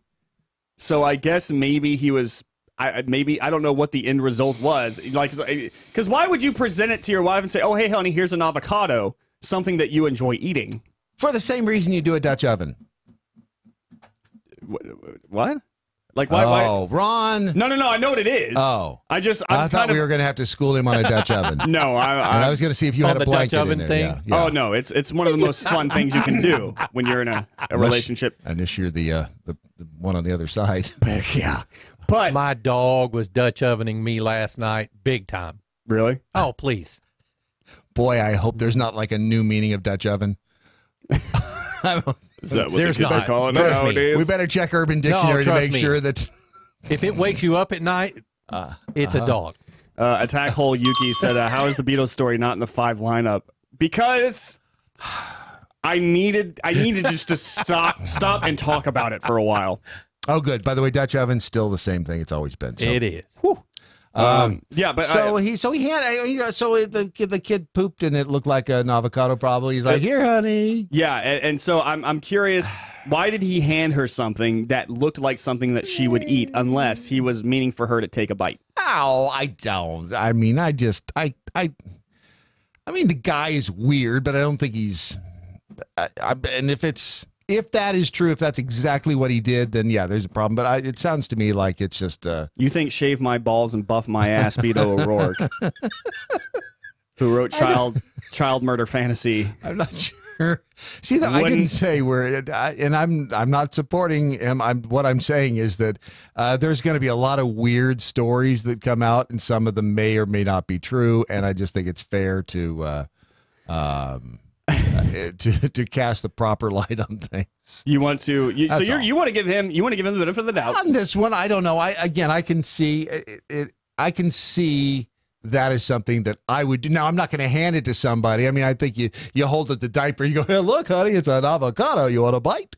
Not as, like slicing it up and putting it on a plate next to some cheese and saying, here, I made some cheese and avocado. Put it on a cracker for you. Yeah. I mean, I can't. If you did that, there's an issue. If it was the holding the diaper up, sensing him, whatever. Okay, like the holding a diaper up thing is fine. Yes. Now, again, it's we weren't there, so we don't know. But it's because in that case, it would be kind of funny, like hey, but I mean, like right. I get grossed out by poop, but so I wouldn't have laughed. Really, what's wrong with you? Oh, what's wrong with me? You get grossed out by poop. What's wrong with me? Good Lord. Yeah, there's some things that just make me gag. Like oh man. That whole entire idea, if I was presented with an avocado poop. Right. I would recommend not eating it. Yeah. Well, not eating it, I would probably gag and what's funny is like I don't typically get grossed out. Right. There's just a few things out there that just really kind of get my, Right. So here's a question for you. Like, here's a trivia. How many baby poop avocados could you get into a cat cooler? I loathe to think about it because I would rather store something in the cat cooler like a... like what? What else would you put in a cat cooler if you weren't putting in baby poop avocados? Well, Brad, I've got to tell you, I could put a lot of stuff in there that I would need to keep cold for... Name one thing that begins with L. With that begins Anything with L? that begins with L. Come on, hurry. You got this. A leg. It could stay nice and cold in there. Okay. Okay. Or maybe a liver. Yeah. Okay. Okay. Okay. Let's say that you're. Let's say who hasn't been in a situation where you have to get a liver down to a hospital for a transplant patient, or a leg if you cut your leg off. You want to keep it. Don't they always say keep a limb on ice? Like that's if you cut your finger off, that's stick it right. in some ice. And if you put that in a cat cooler, right, it will stay nice and fresh. Right. Yeah, it'll probably outlast you. For days. It will outlast you as you bleed out. That's right. Now, I mean, if you want to be mundane and just think about going out on the boat, on a lake, somewhere you're just like zipping around there, and you want to do like normal stuff. Like I'm going to put a beer in there. Whatever. You want to be Mr. Normalcy. I'm going to put hot dogs in there. Right. I mean, that's so, if you want to misuse your cat cooler that way, I mean, it's a free world, no judgment, but I mean, do the serious stuff like keeping a limb on ice. I put Dr. Pepper in there for my kids.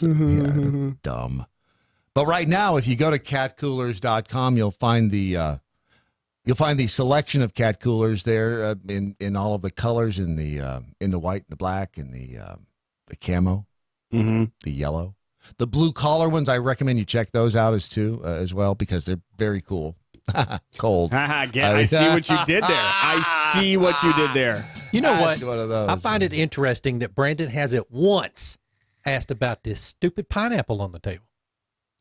Well, you seem to be fascinated by it. I'm fascinated by the fact that you set that on the table. Because, it's a pineapple. You know what's funny? Maybe it's just the fact that I walk in here and there's always something new on the table, and I just kind of got used to like weird stuff being on there. One morning, Brad put a pineapple on We're going to the Dole Pineapple Maze in Hawaii. That's what Brad said. Which, by the way, no, that's not what he said. By the way, I may have said that. By the way, you could keep several pineapples in a cat cooler. Think about that. You could slice them before you put it in. Is that why you put the pineapple on the table? So I want to know who's going to slice this one because I'm a pineapple fanatic. I love them. Do you know how to slice them, Brad? I actually was going to watch a YouTube video. Yeah, actually, there's a new thing. Hell, you can do dentistry after you watch YouTube now. So there's a new thing. They actually show you how the correct way to eat a pineapple. Apparently, like generally with your mouth. It's like these little things right here. Yeah. If you cut it just right, you can actually pluck them off one by one and eat them. Like you can eat those. Not like these. Oh. Not like the back part, but like it comes off with like the meat of the pineapple on it. Oh, I see. Yeah. What? YouTube video, man. Really? Yep. The correct way to eat a pineapple. Huh. And that's not a euphemism? No. Huh. Much as you wish it was. You checked Urban Dictionary? I did. Okay. I love pineapple, and I'll tell you, fresh pineapple is the best. Man, pineapple, dude, yes. All day. Fresh out of a cat cooler is none better. If you go there now, use a promo code Brandon. Not only we get 10% off, but he'll come over and show you how to slice a pineapple. Yeah, I will do that for you. And a Dutch oven. So, yeah, with the pineapple, just don't forget, you could go to Cat Coolers. Do me that one favor. Promo code Brandon. Promo code 10% off. 10% off. I'm talking to you. This is subliminal. Use promo code Brandon, 10% off. Oh, should I be talking while you're saying that? Because then it's subliminal. No, then it's just nobody can hear it. Oh. Different. But that's the whole point. Like, you think you don't hear it, but your brain does. But you do hear it. It's yeah, like your brain hears it in the background. It's like the naked women in ice. Yeah. I don't know what that is, but yeah. Oh, you don't remember that? No, what is it? Oh, gosh. So years ago, they would, in drink ads, especially for like whiskey, if you looked in there, they'd have a glass, they'd have obviously the bottle of the booze sitting in the ad and the print ad. And then over to the side, they'd have a little, a glass of whiskey, maybe a cigar sitting in an ashtray. And if you looked at the glass, this was the rumor, and I don't think I've ever looked this one up, but for what company is this? Any of them, just old. If you Googled old liquor ads, naked women in ice or images in ice, they would say that. So if you go to searching right now, liquor, naked women, and ice, you might want to turn off your safe search filter. Yeah, I just did. Okay. Yeah, they would draw in the artists at that time would draw in these subliminal images of like naked women. If someone has the urge to send a picture of liquor, naked women, and ice, Ron at MoJo50.com. It would be called the typical Saturday night at Ron's house. Yeah, they would it would be a subliminal thing that would catch anything is show fodder. Yeah. Just saying. Absolutely. I mean, it's all research. Yeah, so, yeah, I'm not. Yeah, you're not coming up with anything. Nope, not coming up with a thing. Sure. Just I mean, there has been a long line of obviously like nearly naked women associated with liquor sales. There liquor was up front and then poker in the rear because we have that card game. We have that card game every Saturday night. That was the big. I don't know like a controversy or no, it wasn't really controversy. That was just kind of a known-ism back then. Of course, I will say this that back then, and this is back when rocks were soft. Remember the song "Roller Coaster of Love"? And you didn't scream. Roller coaster. Yeah, that was the rumor then at that time was that when they were recording the song that they actually captured on the tape a murder happening in the room next door. No way. That was the rumor. I mean, that was what. Yeah. That's the same kind of rumor, like, from the Wizard of Oz. In the background, you can actually see the actress who didn't get the part of Dorothy hanging herself. Did you ever hear about that? No. Yeah, so in one of the scenes, like as they're walking down the Yellow Brick Road, they're skipping together and they walk into this dark wood. You can see like a silhouette of something happening in the background. Right. And it looks like someone literally hanging themselves, like getting up there and then just hanging themselves. But they've, obviously denied all of that, and they said no, it's really just like stage work in the background happening, and yada yada. Like it wasn't like something as dark as that. And I believe that actually. But yeah, that was a huge rumor for a really long time. People would like, yeah, here they are. That's bizarre. And then there's also the whole like Disney animators putting in like okay, yeah, look at the front cover of what by the way, I just sent you something. Look at the front cover of which Disney movie is it with Little Mermaid? Giant penises on the, remember all the buildings in the background, giant phalluses. No, I never. Which one is that? Oh crap! You're gonna make me look that up too. Oh, that's you're talking about. Wow, Ron was right in on that. No, he was like, giant penises. As a matter of fact, I'm in. We have that VHS cover. That's Little Mermaid. By Little the way. Mermaid. So huge penises. The Little Mermaid.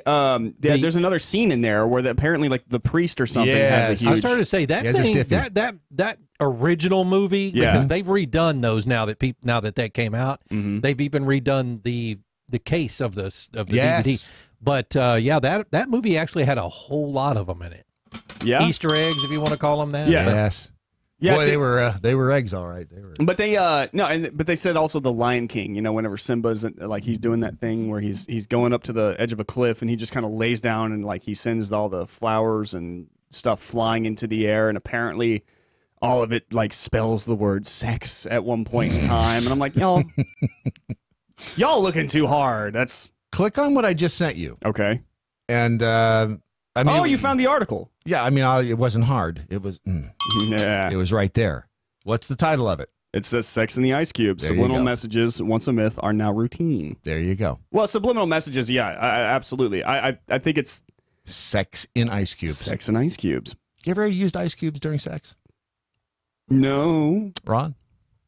By the way, that was a slight hesitation. No. Wow, you guys are missing out big time. Are we? Yes.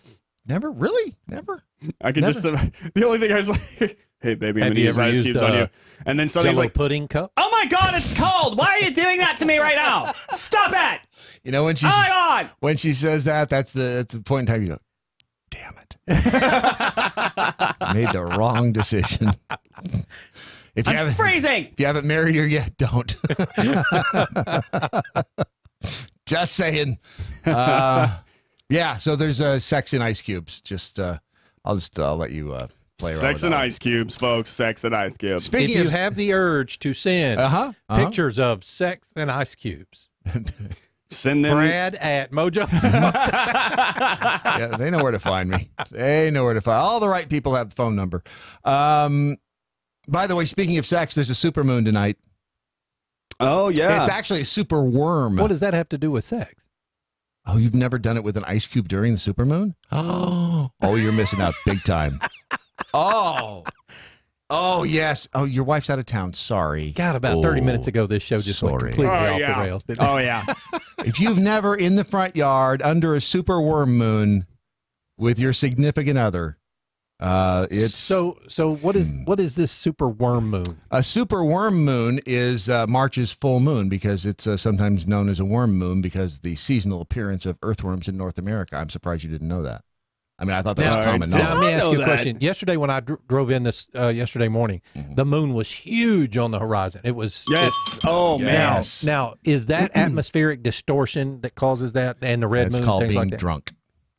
No, generally when the moon when it looks so big coming over the horizon there, it's because of the atmosphere is like a lens. Yeah, like a magnifying glass. I had because I head west from Dallas, obviously, when I come here, and I looked up, and I mean the moon was massive, and I was like, it's pretty this morning. It's going to be it's bigger absolutely tonight. gorgeous. That's insane. That's awesome, though. I hope it's not cloudy.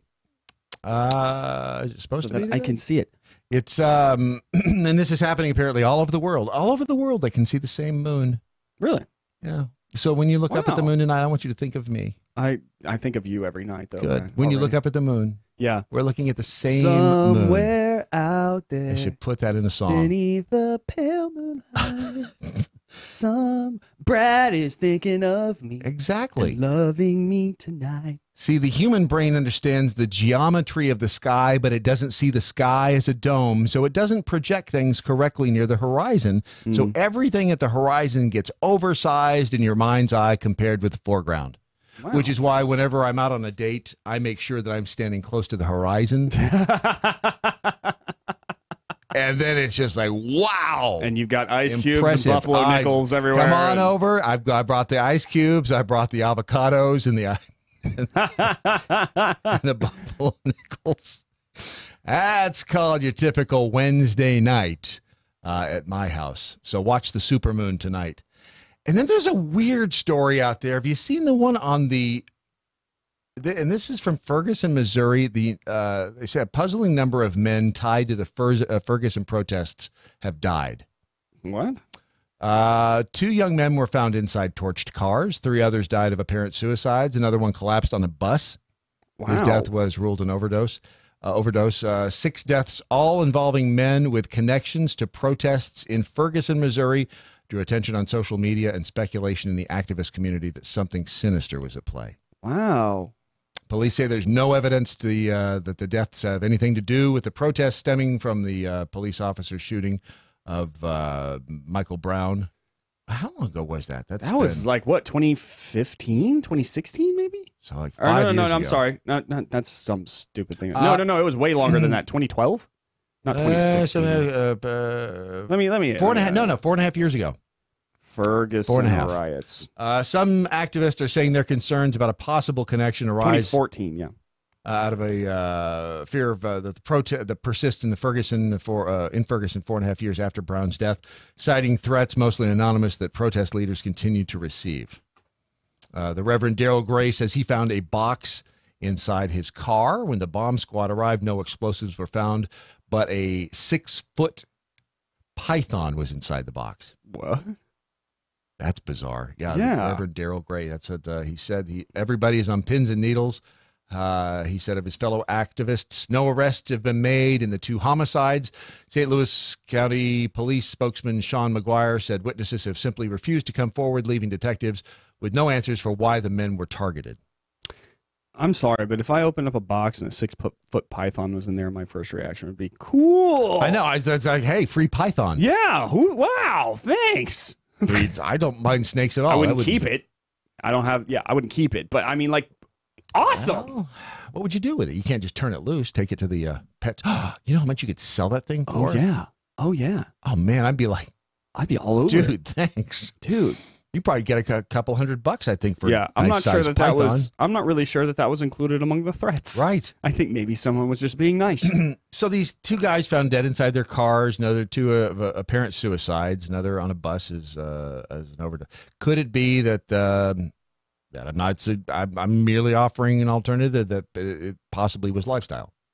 Mm-hmm.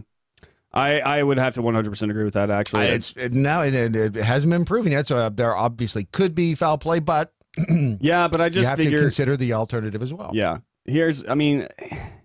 Whenever you make you revolve your life around, being a protester, or, one thing I've noticed is you don't really have a lot going on for you. And I can remember back not long ago during the pipeline protests. Remember that when they came up with that huge tent city camp?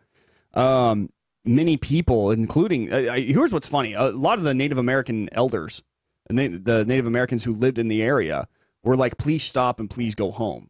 Right? Because many people who came there, and this is by the admission of the protesters themselves, many of the people who came there didn't even come there to protest. Like they were there to, be a part of the action, just to kind of have a place to be. But they were oftentimes homeless. They were drunks. They were druggies. And they would end up polluting the area very badly. In fact, when they finally forced that camp out on that land, that protected land, they said that they had actually poisoned the ground with all their trash and waste and all this stuff. And they had ended up hurting it way more than they had ever helped it. And many of the people there, they were kind of on the weird side. Yeah, well, when you have time to go out and protest a bunch of stuff, and you got nothing else to do, right? You don't have a typical job where you're being productive and earning money, or doing something that maybe is productive in your life. Although they probably think that they are doing something productive. They'd be wrong, but they think they are doing something. Well, they think that they're lending their voice, and really what they're doing is just making protesters seem more crazy than they actually are. Right. Well, there's that. And I mean, like, come on, if your entire life is protesting, there's a problem. You have a problem. You're not really doing anything like productive. You're doing it wrong. Yes. Is what you're doing. Yes. You can affect change in other ways. Exactly. But I mean, it's not like, if you quite literally, if there is a legal way for somebody to build something and your whole entire reaction to that is, I'm going to make it harder for them to do it, eventually you're going to lose that battle. The police are going to come and clear you out. Yeah. And it's going to get built anyway. So you just spent a whole bunch of time basically wasting a whole bunch of doing absolutely nothing except for being a nuisance and raising and basically giving the Washington Post headlines. That's all you've done. Stinking Duck, again, for this is like the third day, brought up a good point, which is really starting to frighten me. Uh-oh. What does Python taste like? # free lunch. Oh, that's a good question. I hear snake doesn't taste like chicken. Does it really? Yeah, so does iguana. So reptiles taste like chicken? Pretty much everything tastes like chicken. Yeah? I don't know why, but everything kind of tastes like chicken. Peekapool, the snarky jackhole, said, did I just hear Mr. Suspicious Package Friday admit to being grossed out by poop? I don't see this ending well. Do not. Rondolph's like, hey, gotcha, boy. No. What Rondolph was saying by pointing at you is, I'm receiving those packages for you. Please do not send poop to me. Besides that, now Brandon has to start opening his packages with freaking latex gloves on. Exactly. We already got scent powder. This is, and then you blew that powder all over the damn all studio. over my computer. I got some in my mouth. True irony, by the way, that the man with a Twitter account named after his poop is I didn't set that up. It wasn't me. Right. Tackhole Yuki, what I learned today, and make sure you use that hashtag so we can find you. Pineapple dipped in rum tastes like Hawaii. I am a huge fan of pineapple and rum. Huge fan of pineapple and rum. You can hold the pineapple in that case. Actually, you know what? Rum rum is what I was drinking the night I drove my Firebird into a. Excuse me, I was drinking that the night a tree jumped out in the road and grabbed a hold of my Firebird. If I had a buffalo nickel for every time. I'll tell you that story at some point. In the meantime, however, don't forget to go to patriotmobile.com and /doc and sign up for your patriotmobile.com account today. They have, if you're an Apple kind of person, they have Apple phones. All right, Tim Apple. They have no pineapple phones, but they've got Apple. Tim Pineapple. They've got, maybe you like the phone that you have right now. They're not going to force another phone down your throat because that be difficult. But you can keep the same phone you have right now. You can keep the same number you have right now, or you get a brand new one. You can get a brand new identity, a brand new lease on life if you go to patriotmobile.com, and you'll be actually helping fund conservative and libertarian causes instead of what your cell phone company may be funding. And you can do, again, do your own research. Find out what the company you have your cell phone service with now funds. Find out where they give their money. If you don't agree, then I highly recommend patriotmobile.com/doc. It's a good alternative. And it's the lazy man's way, so you don't have time to go out and protest. You don't have time to go out and spend your days hanging out by a pipeline. If you actually get one of these accounts at Patriot Mobile, they'll take the money. They'll do the work for you. It's brilliant. It really is brilliant. So it's patriotmobile.com/doc. Patriotmobile.com/doc. What's coming up next? Do we know? No. We're just going to make it up as we go along. We've already covered baby poop and everything else. I'm not sure. Where else do you go from here? That's your Daily Mojo.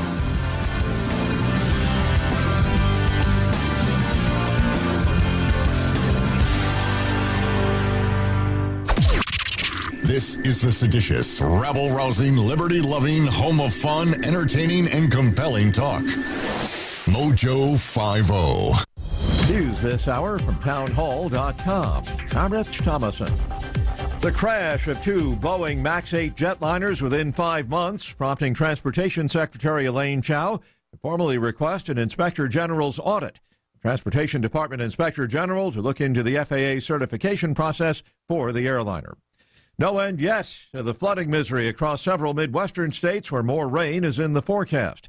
Nebraska Governor Pete Ricketts says this is flooding of historic proportions. This is the most widespread damage we've ever experienced in our state's history. It is truly an epic disaster. Vice President Pence, who visited parts of the flood zone yesterday, says federal disaster aid will quickly be approved. The raging fire may finally be out, but there is concern about the massive amounts of thick, acrid smoke released by the 3-day fire at a chemical storage facility, a tank farm southeast of Houston in Deer Park. It'd be like putting your face in the exhaust pipe of a diesel truck and breathing that for hours and hours and hours. The University of Houston's Robert Talbot talking with KTRK-TV. A father and son, they fled the civil war in Syria, have been laid to rest in the first funerals for victims of shootings at 2 mosques in New Zealand. I cannot tell you how gutting it is to know that a family came here for safety and for refuge, and they should have been safe here. Prime Minister Jacinda Ardern says a nationwide moment of silence for the victims will be observed later this week. The FDA has now approved the first drug specifically developed for treating severe depression following childbirth. Health officials in Philadelphia say 67 people have come down with the mumps at Temple University. A second jury has linked the weed killer Roundup to a man's cancer. Hundreds of similar lawsuits pending against Roundup's manufacturer, Monsanto. Wall Street, Dow futures down 19 points. More on these stories at townhall.com. Never Forgotten Apparel is more than just a premium women's and men's clothing line. It's a movement to remind us to wear American-made and serve those who serve us.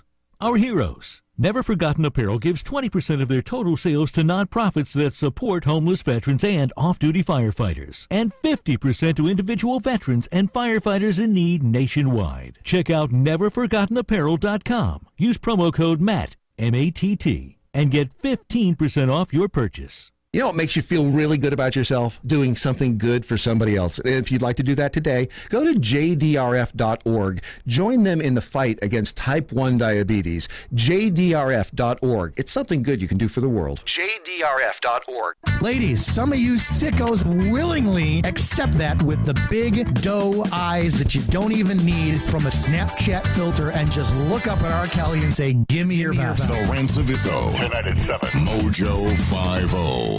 Hey guys, it's Ron Phillips with the Conservative Cartel. You know, everyone lives with a little bit of pain, but living with diabetes can be a real pain. While you may have to test your blood sugar and take insulin, ordering your testing supplies shouldn't be one more pain you have to deal with. At least it's not when you work with Diathrive.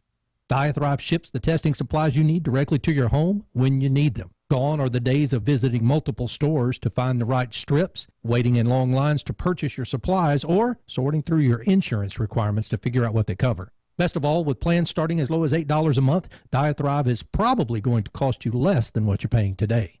Diathrive saves you time and money. Plus, they're pretty fun to work with, too. So why don't you give Diathrive a chance to show you there's a better way to manage your diabetes? They're so convinced that you'll love their service that they're offering your first month of supplies free. Simply type the code MATT, that's M-A-T-T, at checkout. Be sure to head out to the web right now and check these guys out. It's Diathrive.com. This is the MoJo 50 Institute for the Advanced Application of Freedom. Ya bitches.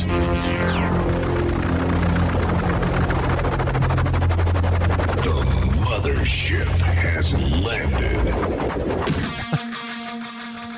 I look up to the Twitter wall to my left and I see just what the F is going on in MeWe. Just Peachy tweeted that one and okay. Well, it said, James in Louisiana said my wife's family traced her lineage back to Sacagawea, which, as you know, makes him 1025th Sacagawean. So not quite as much as Elizabeth Warren. Right. Very Just close. A tad under Elizabeth Warren, making her a little bit more Native American. Right. And who doesn't want to be just under Elizabeth Warren? Oh, yeah. Mm-hmm. Yeah, that's... It's funny you should mention old Amy Schumer because she married a man with autism spectrum disorder. Really? She says people are freaking out. She, on her new Netflix special, Growing, which... I'm not watching it. You know, I skipped by... There's a couple of movies. She's one of those people I just can't watch. Yeah, the whole entire thing behind her, and Steven Crowder did an amazing video once on this for his YouTube where he sat down with her latest comedy special or whatever, and he put up a timer. And the first time that she mentioned her vagina, they stopped the timer.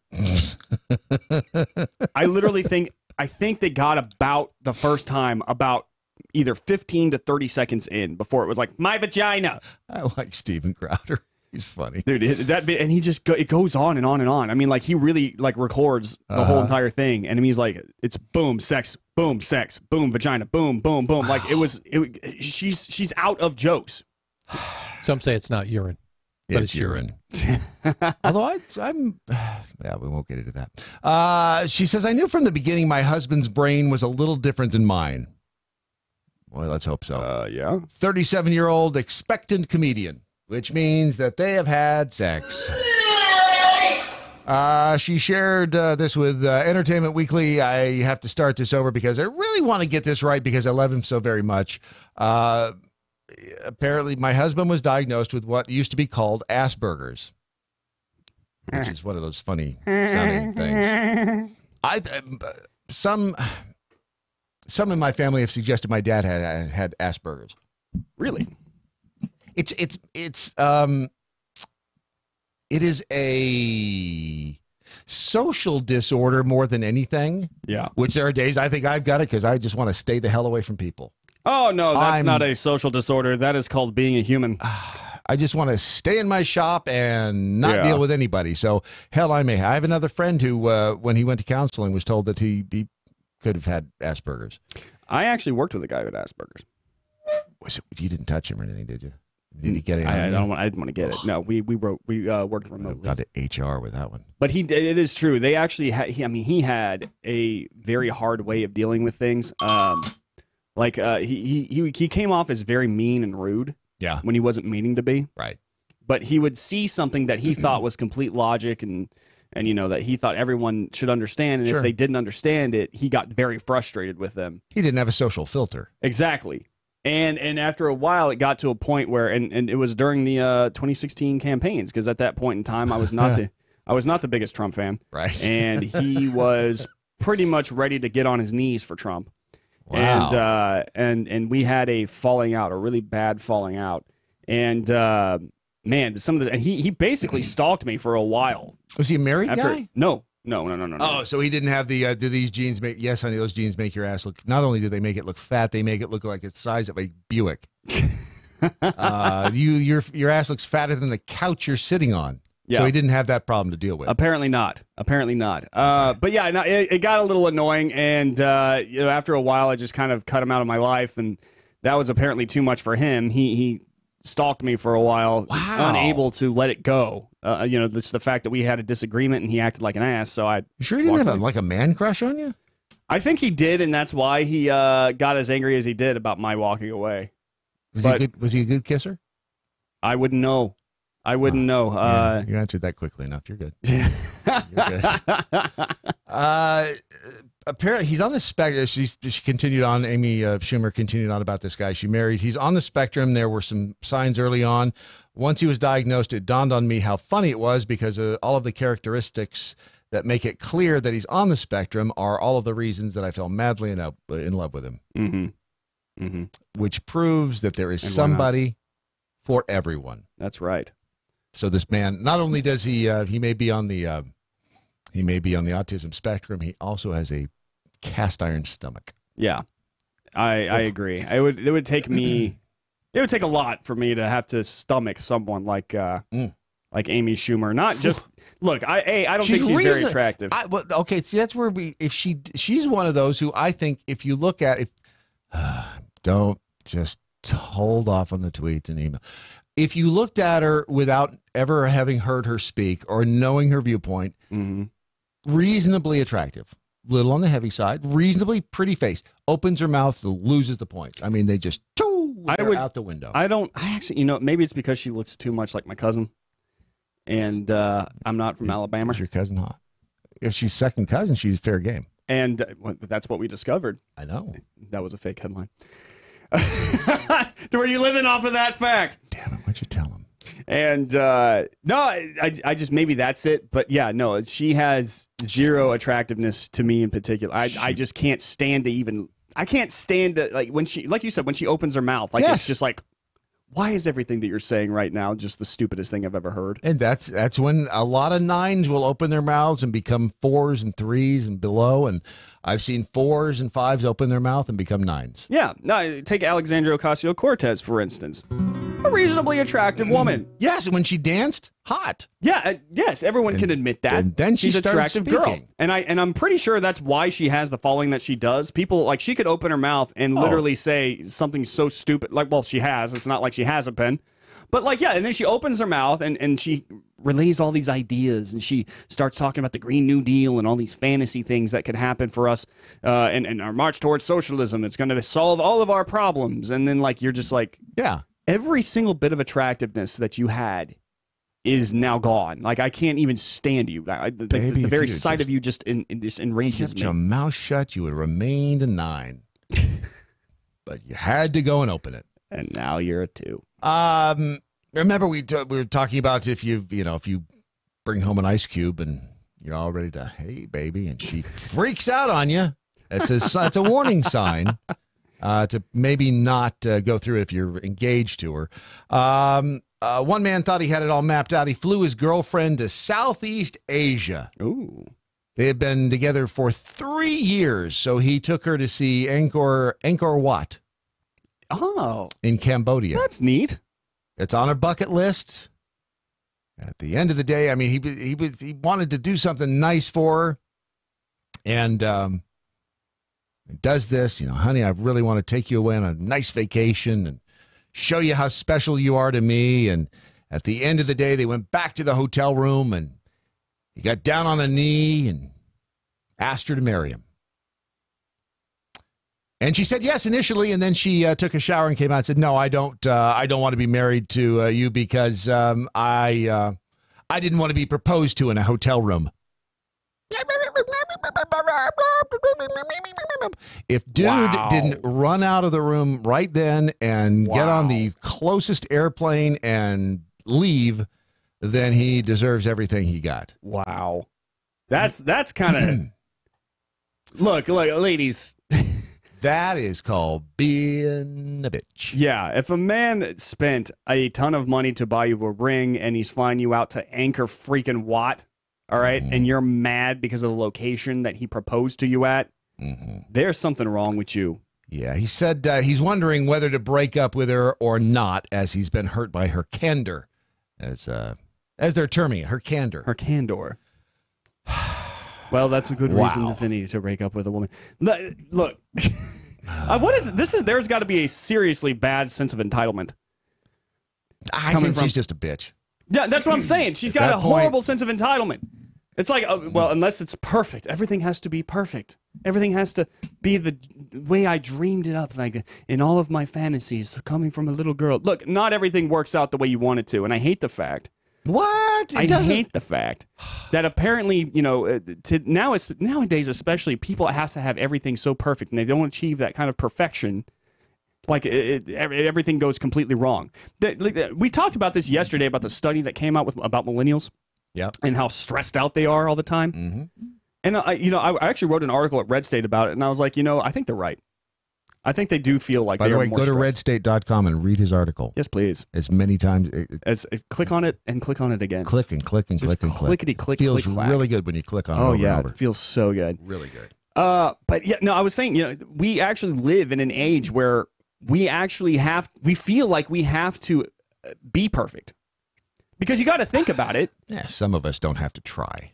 Well, there's just Brad Staggs. Sometimes you just get up in the morning and everything just boop, boop, boop, boop, Brad's like, I woke falls up into place. I woke up like this. It is tough being. But when you're it's tough being me. When you're this publicly exposed, right? And this is kind of my without thinking. Getting arrested. Exactly. And you're displaying yourself for the world to judge you. I guess I should probably. Yeah, there's that. Yeah, I could do that. Remember to always stand at the horizon. Yeah. So my thought is like, yeah, she said no because. What is she going to tell people? There's no pictures that can go with like amazing photos of her engagement process and how she said yes and da-da-da-da-da. Instead, he proposed to her in a hotel room, and she can't really. That's not as good a story. That's not going to make for good pictures. Yeah, doing it for the gram. All right. Yep. You have to present some sort of perfection to your life according to the rules of society today, or like you don't measure up to everyone else around you who is quote unquote or hashtag living my best life. All right, I think that's what happened. It's insanity.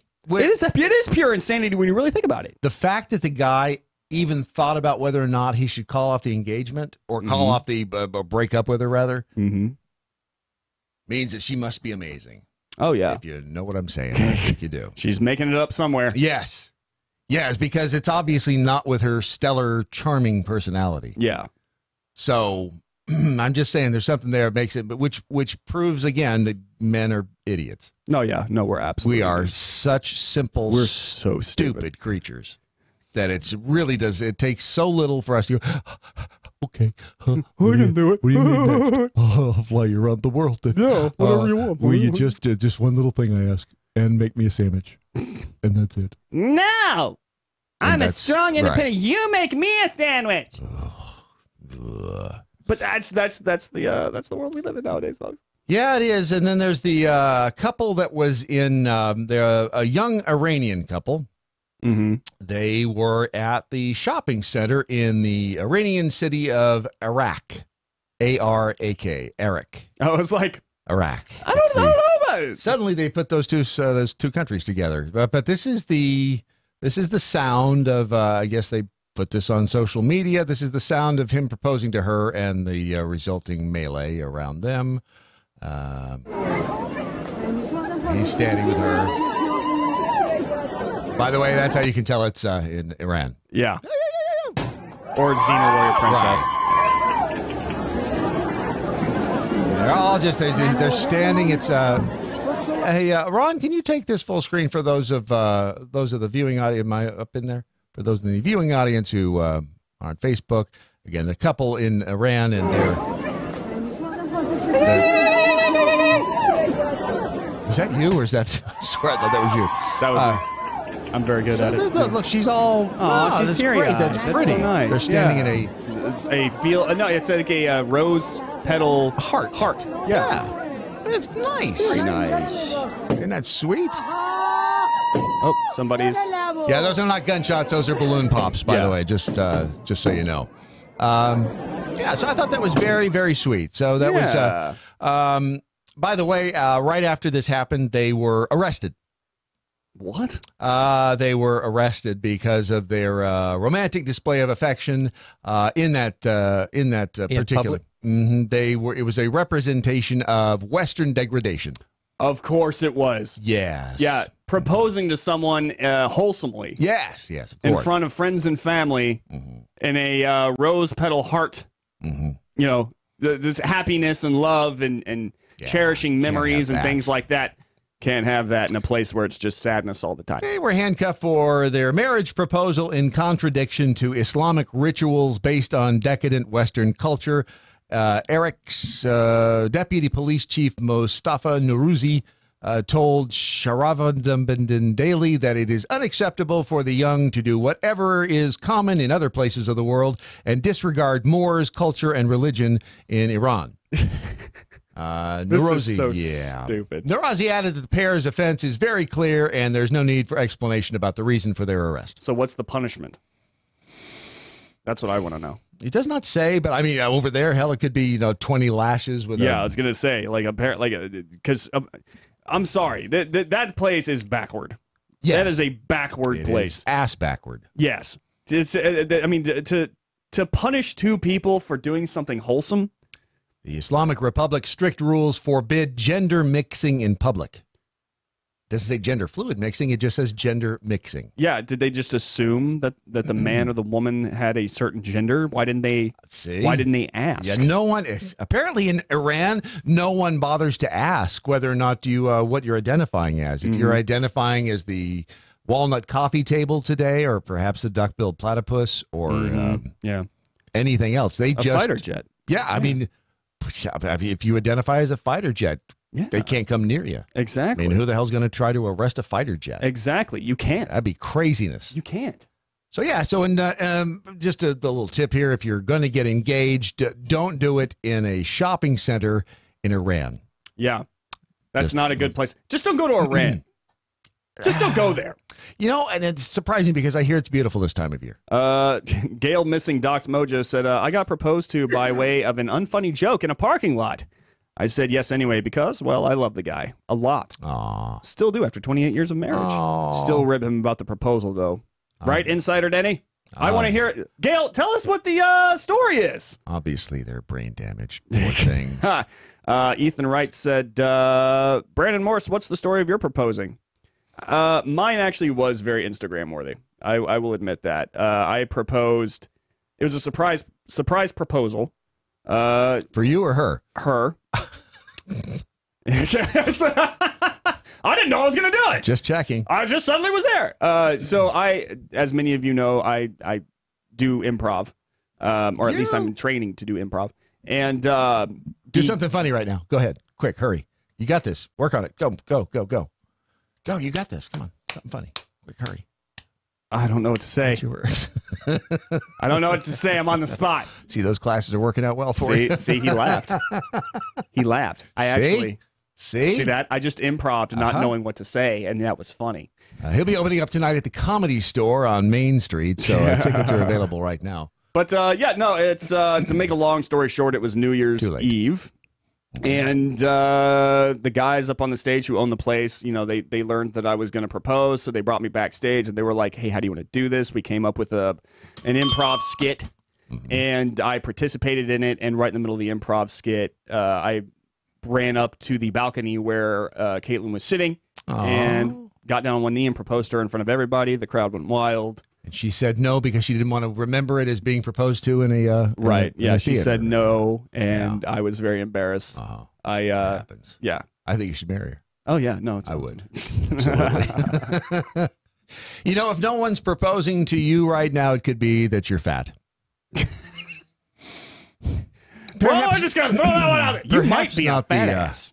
Perhaps not the best transition. Let me rephrase that. Just back that tape up, and I'll. That's better. If you like fat people, don't get anybody that's been on Riduzone. Yeah, is that better? That's better because once if you're fat and you get on Riduzone, you lose the weight, then that's not working either.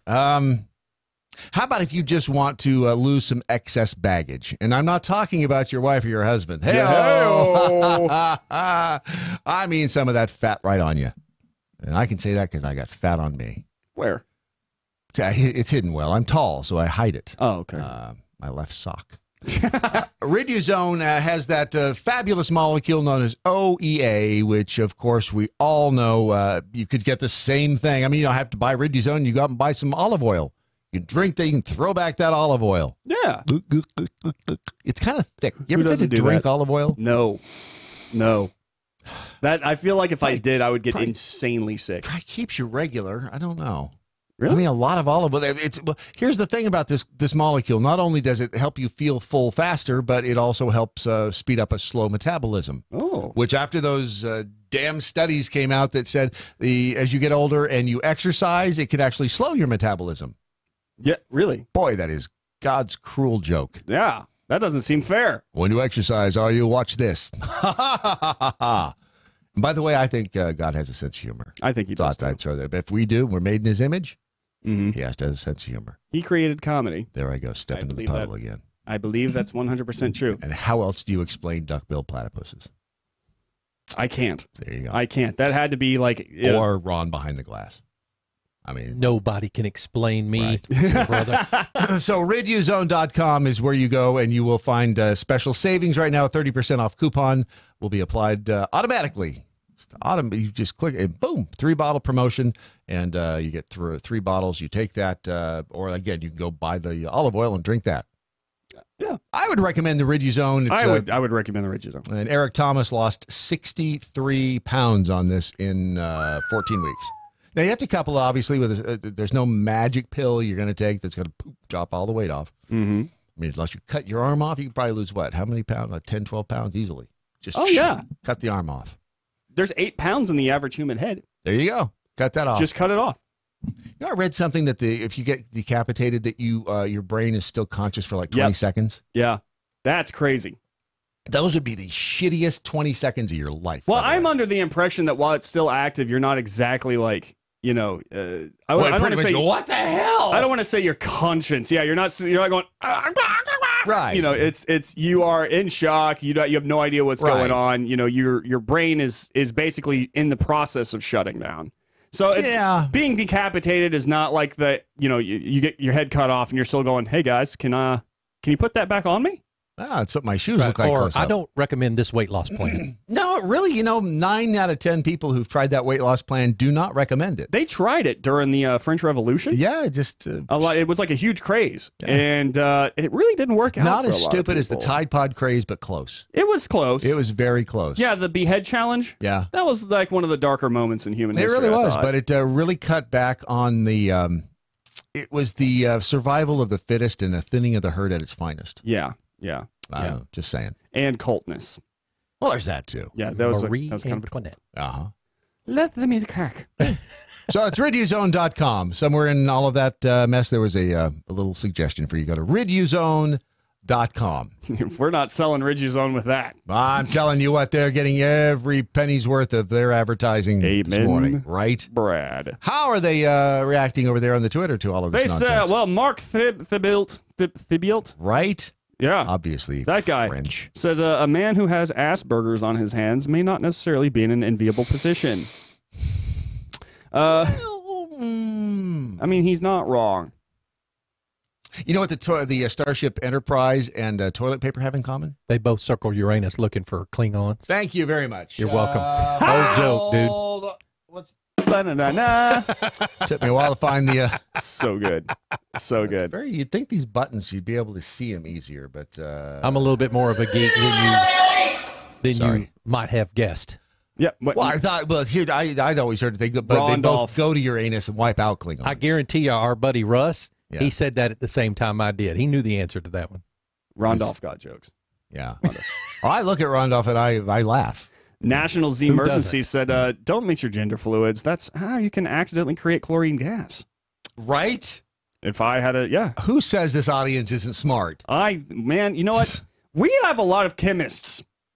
Yes. You know? Yeah. Yes, they are. We have a lot of at-home chemists who know how to create some of the neatest things. Yes, nuclear physicists among the audience. Speaking of nuclear physicists among the audience, I need to hear your wisdom. Whatever you learned today, please go to MeWe.com. Check out the hashtag what I learned today on MoJo50 Room. By the way, not for the faint of heart. Not for the faint of heart. Do not go into the MeWe chat rooms if you are easily offended or perhaps easily offended. I think that's probably if you have a conscience at all, I wouldn't do it. But other than that, just stay away. Fine. You're fine. Your Daily Mojo continues in just a moment.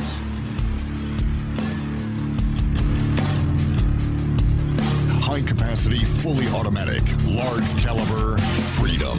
MoJo 50. Remember when campaign promises meant something? Me neither, but to a large swath of voters for Donald Trump in 2016, they believed he would be different. He was an outsider, a man known to get things done no matter what. Well, one of his touted campaign promises back in 2016 was that he would eliminate our national debt in 8 years. That national debt came in at about $20 trillion when he took office. So naturally that number is down in 2 years' time, right? Wrong. Today it sits at $22 trillion. If he were serious about his promise, he had the last 2 years with a Republican Congress no less to prove it, let alone with his first real budget attempt. Instead, in fiscal 2018, the government ran a $780 billion deficit, and this fiscal year's deficit is set to top $1 trillion. This latest budget proposal also kicks the can of balanced budgets down the road some 15 years more, let alone working to eliminate all of our debt.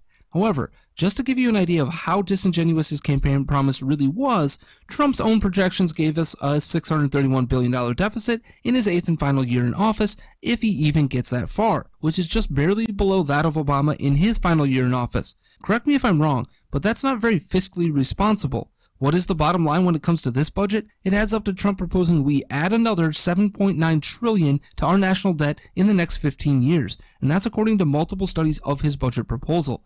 Is it really a surprise, though? How many campaign promises does Trump have to break for his supporters to realize what a liar he is? Sure, most politicians are liars too, but he sold you on being something different. Not that that would matter much to the MAGA crowd these days. As it turns out, Trump's about as good with the country's books as he was with his own company's books. Unlike his companies, though, he can't use bankruptcy as a parachute back to success. This has been By the Numbers. I'm Andrew Coppins, and you can follow me on Twitter at The Coppins Show. By the Numbers with Andrew Coppins is powered by TarRiverArms.com. They've revolutionized online firearm sales with high-resolution pictures, 3D imaging, and the best prices. How much will you save? Find out at TarRiverArms.com. That's TarRiverArms.com. The Daily Mojo. Well, Larky up and Farkin, I don't blame you at all. What he learned today is he misses a lot of the show when people won't leave me alone and let me work without being on the phone. You know, here's the thing, if you just quit the stupid job and... Where'd Brandon go? Oh, who knows? I mean, he probably went to take a nap. He probably forgot it was a 2-minute break. Let's see what else they said on the Twitter here. DMXDM, ha! Ron knows the punchline to every poop joke. Maybe. You know what? That is something to be proud of. Who says you haven't accomplished anything in your life, Ron? Has anyone told you today that you're doing a great job? No. Do you think maybe there's a reason for that? Just saying. Just saying. A dog Thompson got run over by an Amtrak. Said, would it be smart to identify as a strip of bacon in Iran? No. Only if you want to get eaten. Thank you. Be here all week. There is history happening right now in Oregon. In Bend, Oregon, ironically enough. It's the end of an era, I will say. At this particular store, a computer system there must be rebooted using floppy disks that only the general manager. Wow. Floppy disks. He's the only one who knows how to get the computer. The big 5 1/4 inch floppy disks. Yep. Their dot matrix printer has broken, so employees there have to write out membership cards by hand. And the store's business transactions are backed up on a reel-to-reel tape that can't be replaced because Radio Shack went out of business. The store is the last one of its kind on the planet. Blockbuster. Yep.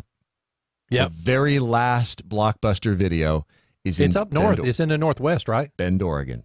Yeah, Bend, Oregon. That's right. We've talked about them before. It's wow. Blockbuster. I remember the days you'd rent the VHS. Boy, the good old days. What kind of people still walk into a Blockbuster? Do they still have? I guess People they have. Don't DVDs. want to expose their lives on the interweb. They still have DVDs or that because they don't know what Netflix is. Here's the other thing. I'll tell you about Netflix in a second. But yeah, this store apparently has. It's all DVDs. I don't think anybody rents VHS anymore, do they? Nobody. I mean, who has a VHS player? But by now, no one certainly, if they're not making new VHS tapes, the problem with them is over time that the celluloid or whatever the plastic is just tightens up and the whole damn thing gums up and it just stops working. The general manager says it's pure stubbornness there. We just don't want to give in. She's worked at the I figured out how to get rid of all of our old VHS tapes, though. We had a ton of them. Throw them away? No, have a house fire. Yeah, it does work. Yeah, it does. Then you just have a mess to clean up, though. Nope, I did not have to clean that mess up. Oh, you hire people to do that, too? They came in and did it for us. Yeah. See? Insurance company brought them in. Always an easy way to get out of it. Sandy Harding has worked at the franchise for 15 years, and Sandy doesn't give up. Sandy is a fighter. We did everything we could to cut costs and keep ourselves relevant.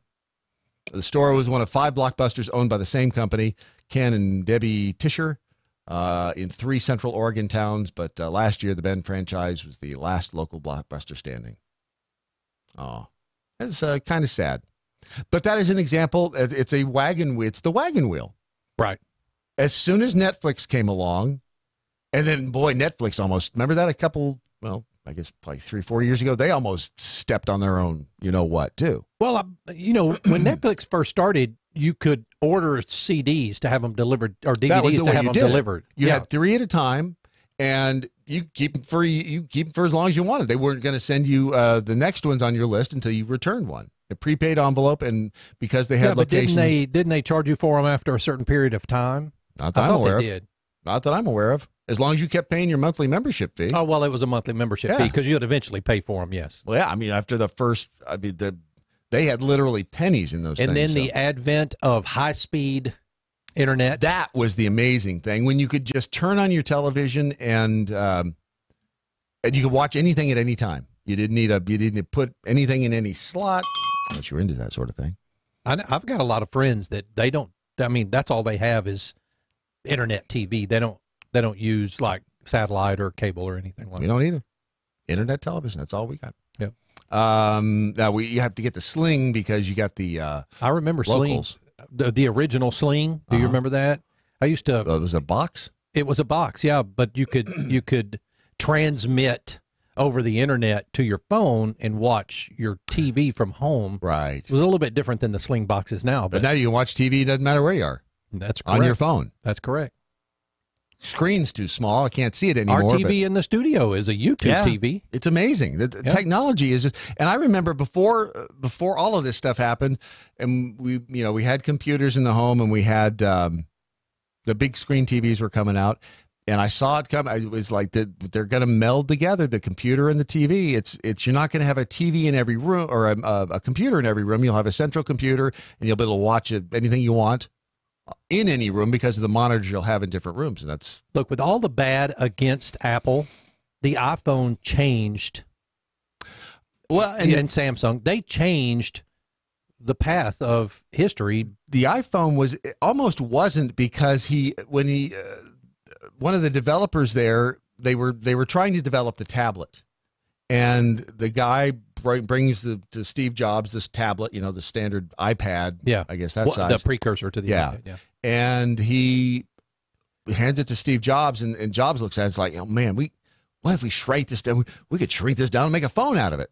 So the phone was secondary to the tablet. Quite honestly, the phone is still secondary. The phone part of an iPhone is still secondary to what the iPhone is. It's a computer with a phone app. It's a computer with a phone app. That's right. There's more computing power in your pocket right now than there was on the first Apollo rocket. You know that? Which is hard to believe. Everybody says that. It's true, as far as we know. Netflix announced this year, or just not this year, but this week, that the company will not be selling subscriptions to any of its shows through Apple's TV and video streaming platform. Welcome back, Brandon.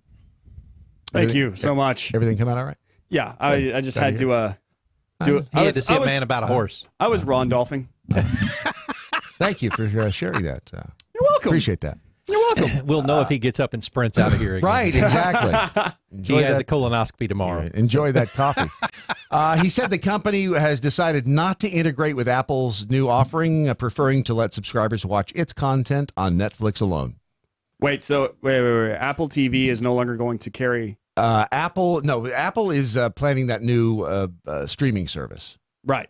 But Netflix is not. You're not going to be able to watch any of Netflix's original content on the Apple platform. Well, that seems... Oh, well, they're all getting territorial. They are all getting territorial, because Disney's now coming out with their own streaming service. That's why all of the Marvel stuff was canceled on Netflix. Yeah. So that it would be on the Disney. So what we're ending up with now is back to the four TV channels. Yeah. We're back to ABC, NBC, CBS, and Fox, essentially. Which sucks, because I already feel like there's too much to keep up with as it is. There's Netflix, there's Amazon Prime, there's Hulu, all of which are great, but and HBO Go, which is pretty awesome. Yeah. If you want your Game of Thrones fix, yes, like I do. Mm-hmm. But now I have to subscribe to Disney, and now I have to subscribe to Apple, and yada yada yada, and it's getting to be too much. You're going to have to pick and choose about what you want to see. Yeah, I mean we were to the point of when you had cable, cable was getting up to be well over $100 a month, mm-hmm. and so then everybody went a la carte, and now all of those little choices they're back to adding up to over $100 a month. Yes, again. Exactly. So we're right back where we started. Yeah. I don't know what the hell the answer is. Maybe don't watch as much television, but what I think is going to end up happening is you're going to see a lot of these channels fail. These streaming channels fail. And which one goes first? Which one fails first? Probably Crave. But I mean, I don't know. Wait, who? Crave. Which one's that? It's like it's a very little known streaming service. What's but I've noticed that some of the Crave shows are now on Hulu. And so I'm kind of wondering if what's going to end up happening is like the bigger ones are going to end up buying out the little ones. Yeah.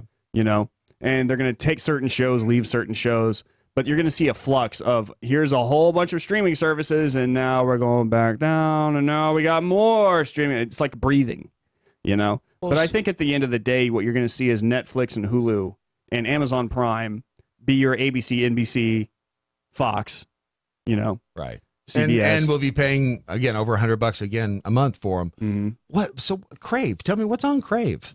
Why would I? Letterkenny. Who? Letterkenny. What's that? It's only like the greatest comedy show to hit the streaming services. Letterkenny? Letterkenny. Letterkenny? Like letter and then Kenny together. Kenny. Yeah. Letterkenny. So it's a Canadian.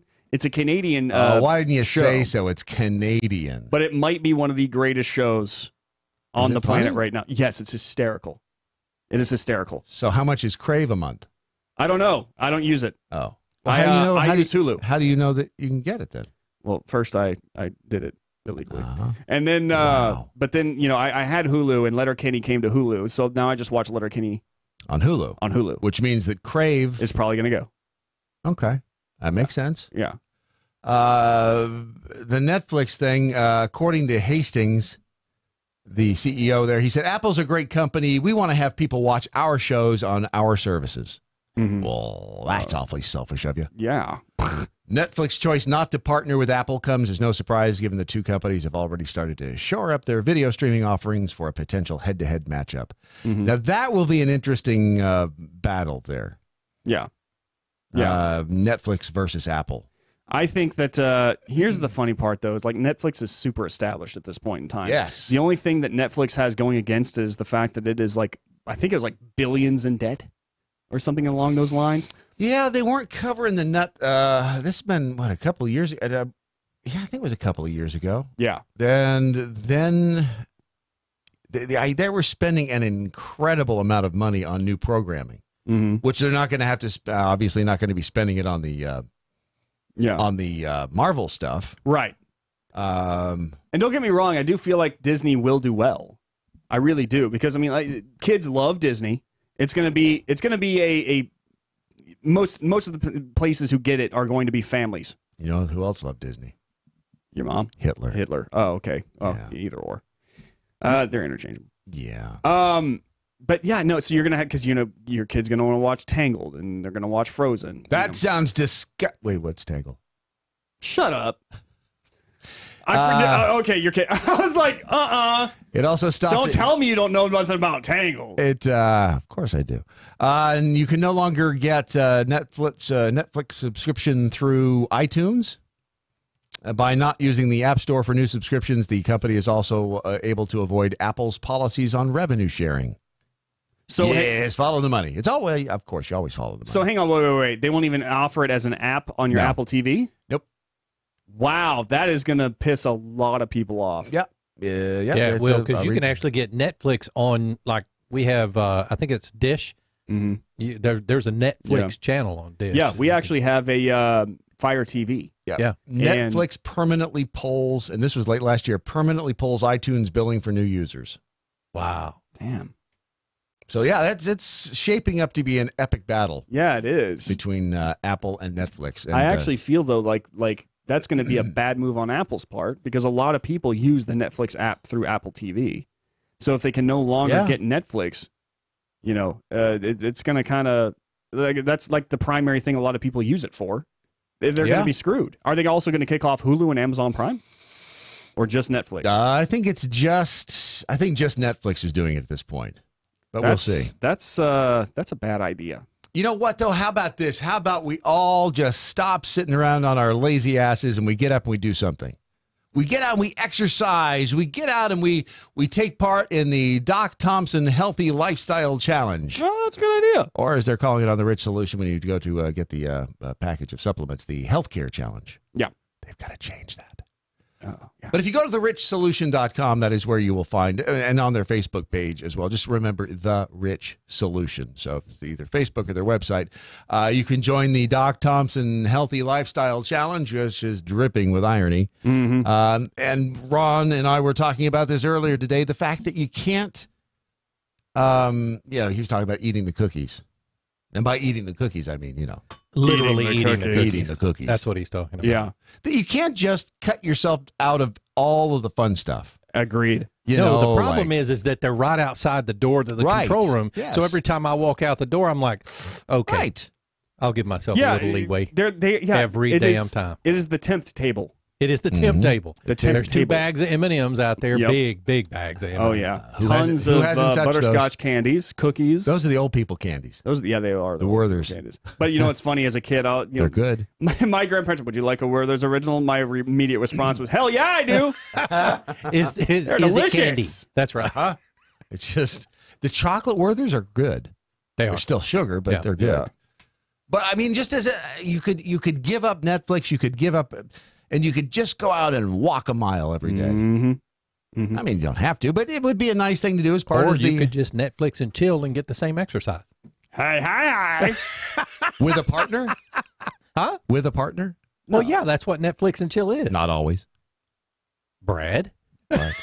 Just saying. I feel very awkward right now. At least you're sitting in the room with him. I got glass between us. Yeah, I know. You're protected. What are you doing later? Someone has to run the camera. I am not Netflix and chilling. Wow. That's your problem. So if you go to the Rich Solution again, you can actually, if you go to you go to the home page and you scroll down and then you click on new supplements. Mm-hmm. Got to get to make this easier. And under the new supplements, you'll find the Doc Thompson Healthcare Package, which, by the way, if you use the promo code DOC, you will get 25% off. Nice. Yes. So the richsolution.com, it is the richsolution.com. While you are on the interwebs, make sure that you stop by MoJo 50. If you're currently there right now, welcome. Come on in. Sit down. Enjoy yourself. I have an announcement for the people who are listening to us and listen to this podcast. If you have not received decals from me yet, send me your address. That's Ron at mojo50.com. Send me your name and address, and I'll get you a few decals out. Well, isn't that special? Aren't you a I giver? just need you to stick them everywhere. Wow. Everywhere. That was a little harsh. But is pasties. Is it still? Decals is pasties. Oh, that's brilliant. Work well. That's brilliant. And we would like actually to... Pulling them off might be a little bit you know, if you like ice cubes, you'll like that. But we do, of course, if you do use them as pasties... Every dude out there is going to send me pictures of pasties on them. That's it. Did Izzo tell you what I sent him for his birthday? I'll let him tell you. But if you do use the bumper stickers or the decals, as Ron referred to them as, if you use them as pasties, we do have to officially authorize you as a logo user. So if you do put those on as pasties, we'll need a picture of them to issue the license to use the logo as a pasty. So we just recommend that you send us a picture. Why, you don't like to see women? That was Brandon, by the way. Yeah, it was. Is there something that we don't know about you? He needed to do that. You know for a damn fact it's going to be nothing but dudes. He has a fiance listening. He needs to hit that button. Wow. I don't know what to say. All this time. You know for a fact it's going to be selectively placed pasties for dudes.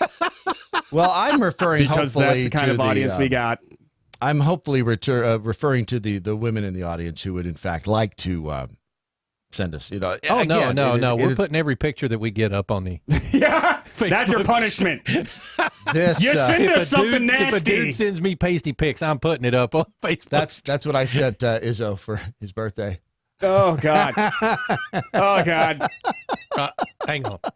Oh God. And he liked it. Damn it. But as watch that camera there. Really? Kind of hot, isn't it? Kind of hot. See? I'm just saying. Saying. I don't know what to say for the first time in my entire life. That you're impressed. That you're impressed. That's all you need to say. Just be truthful and you're impressed. I'm saying a pasty is in order there. You can't put a pasty there. That would hurt. That's what I'm saying. Whoa. I mean, a little pain's good. Yeah, like those little clamps you can get, the little tiny. No, perhaps Brad, we just move on. No, I have no idea. Well, see, you're learning now. You jump in there real fast. If you stop and think about it, it's like the ice cubes. I need to go to church. After this show every morning. Far too late for that. I need to ask forgiveness from the Lord above. Nope. He is, nope. Not This is about the time where everybody starts turning off their radio. Where is your God now? You guys have gone completely off. It happens. You know what else has happened? By the way, so go to complete that roundabout thought. You go to MoJo 50, click on shop, and get your Doc Thompson 5 Rules merchandise. Because we have limited supplies left. Is it still on sale? It is not. I think there's a T-shirt that's out there that's for sale. But we're still selling. It's just the sale. prices are literally $1 or $2 difference. But yeah, so it was a sucky sale. Is that what you're trying to say? No, the not sale at all. that we had was sucky. No, we were running up on the final pieces of it. So But we still have some of it left. Yes. Okay. Yeah. Well, how do you run up on the final pieces of it if you still have some left? Because it's more important now. Gotcha. That's brilliant. I see what you're doing there. MoJo50.com, click on shop, and you can get yourself some. Or in the case of today, I'm wearing, by the way, a retro. Let's see if I turn around, show the camera. Ouch. Bum, bum, bum, bum, bum, bum. Oh, Straw Lives Matter. Yes. Hey! Hashtag keep on sucking. Yes. Keep on sucking. I love that. That's Yes. good. That's good. That was one of our first offerings here. Keep on sucking. Keep on sucking in California. That's right. So go get yours today before it's all gone and we have to make more. Yeah. We're not above making more. Just so That's you know. right. In Egypt, by the way, there is a mystery maybe unraveling right now. Oh. According to at least one historian, there's something hidden underneath the Great Sphinx. I knew it. It's an ancient, let's see, Matt Simpson is a historian and, by the way, an historian? And historian is, the proper Why word. wouldn't he be a historian? I don't know. I thought it was bugged me too. But it is definitely an historian. He's a historian. Yeah, a historian is. It sounds more. Wow. It sounds Hate more that. proper. He's the guy behind the Ancient Architect YouTube channel. He's announced a surprising discovery which may hint at an ancient mystery related to one of the most famous monuments of ancient Egypt, the Great Sphinx of Giza. Or as they say in Egypt, Giza. As Simpson explained, there were originally 3 stelae. Stelae? Oh, yeah. You've never seen a stelae? No. Oh, it's a little thing. It's about the size of a... how would you describe a stelae, Ron? I was about to ask you that. You do such a better job at describing stelaes than I mean. I likes to stand-ups, but... Right. Yeah, the stelaes are a little bit... Well, there's 3 of them. There were originally 3 of them located in front of the Sphinx. The Dream Stela, built by King Tutmosis. Tutmosis. How do we always roll back around to mooses? I don't know. I think they've been around for a moosin'. very long, long time. Tutmosis. This was created by between 1479 BC and 1425 BC. Oh. That was about the time Ron was born. It still remains at the site. There were 2 more stelae that were created by the Ramses the Great over 2 centuries later, which ended up being taken to the Louvre Museum in Paris. Louvre. Little has been spoken of them since because the French have them now. The Frenchmen have the control we don't like of the to talk about stelae. the French. Yeah, the French at the Louvre. But he's come across an image of one of the 2 missing stelae, and he said they made a surprising discovery that the Sphinx is on top of a platform. Ramses the Great is next to us and giving an offering. The Sphinx is sitting on top of what looks like a doorway. Mm-hmm. And on the Dream Stelae, there's also a doorway beneath the Sphinx, which backs it up. I'll tell you, all of that is intriguing to me. There is a secret door under the Sphinx. The fact that there's stuff buried underground there. Oh, yeah, man. That we don't even know about yet. I was always waiting for the time when we could actually get the kind of sonar technology that would allow us to see what's going on under the ground. You saw they found a bunch of stuff underneath out at, what's the prison out in California, out on the island? Alcatraz. On the play yard or the gym yard, whatever it is. They found some tunnels under there. From the Civil War time? I don't know. From back when it was a fort. Yeah, but it's because they use that ground penetrating radar. It's pretty cool. You've never been penetrated by that radar. You don't know what you're missing. It'll be interesting to see what they dig up. You know what we need to do is get Geraldo Rivera to go to the Sphinx. Oh, yeah, so he can over-dramatize it. Yes. Hell yeah. He can open that bad boy up and door number 2, I'll take what's behind it. Exactly. What if it's pineapples? By the way, the pineapple is thanks to Roz. It was her birthday Monday? Was that last week? Last week, yeah. That last week? Wow, time flies when you're having fun. But it smells like pineapples in here. What do you think they're going to find? Those records are sealed. I may have a couple suggestions. Literally. Let's wrap this thing up, shall we? What do you mean it's let's go? Wow, see, time flies, and it happens so quickly, my friends. But the sound of that whistle there means that it is, in fact, yes, the end of today's Daily Mojo. But before we go, as always, let's find out what we learned. We learned that Amy Schumer's husband proves the theory that there is indeed someone for everyone.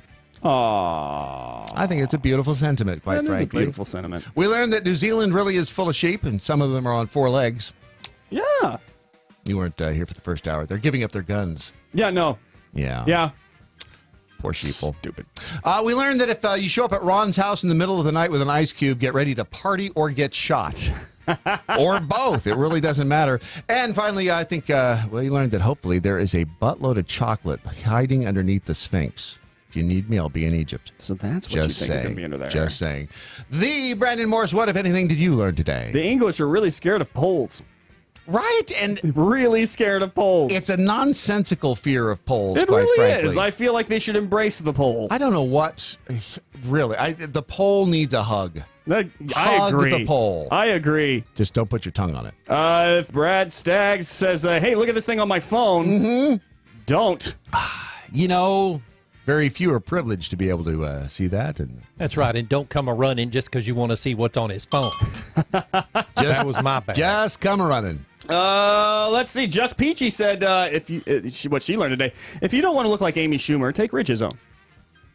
I'm not sure Ridgezone would even help Amy because you'd still have to deal with the blah, blah, blah. You'd still have to deal with Amy she Schumer. Could get, underneath it all, if you take away all the fat and all the blah, you still underneath it all you've got Amy Schumer. So exactly. Yeah, and that there no amount of Ridgezone can take that away. Yeah, they're not miracle workers. Yeah. Richmond Joe said, Brad wakes up singing, "Oh Lord, it's hard to be humble when you're perfect in every way. I can't wait to look in the mirror because I get better looking each day. I get better looking each day. It's hard to be me. Let's see. Don Sheets said a large quivering pole triggers and intimidates some women. Yeah, well, mainly UK women. Mainly UK women. I haven't done this nearly enough today. Just Peachy said Ron has a funky tongue in addition to a wonky eye. I'm sorry. What? Wow. Yeah. Wow. A funky tongue. Who said that?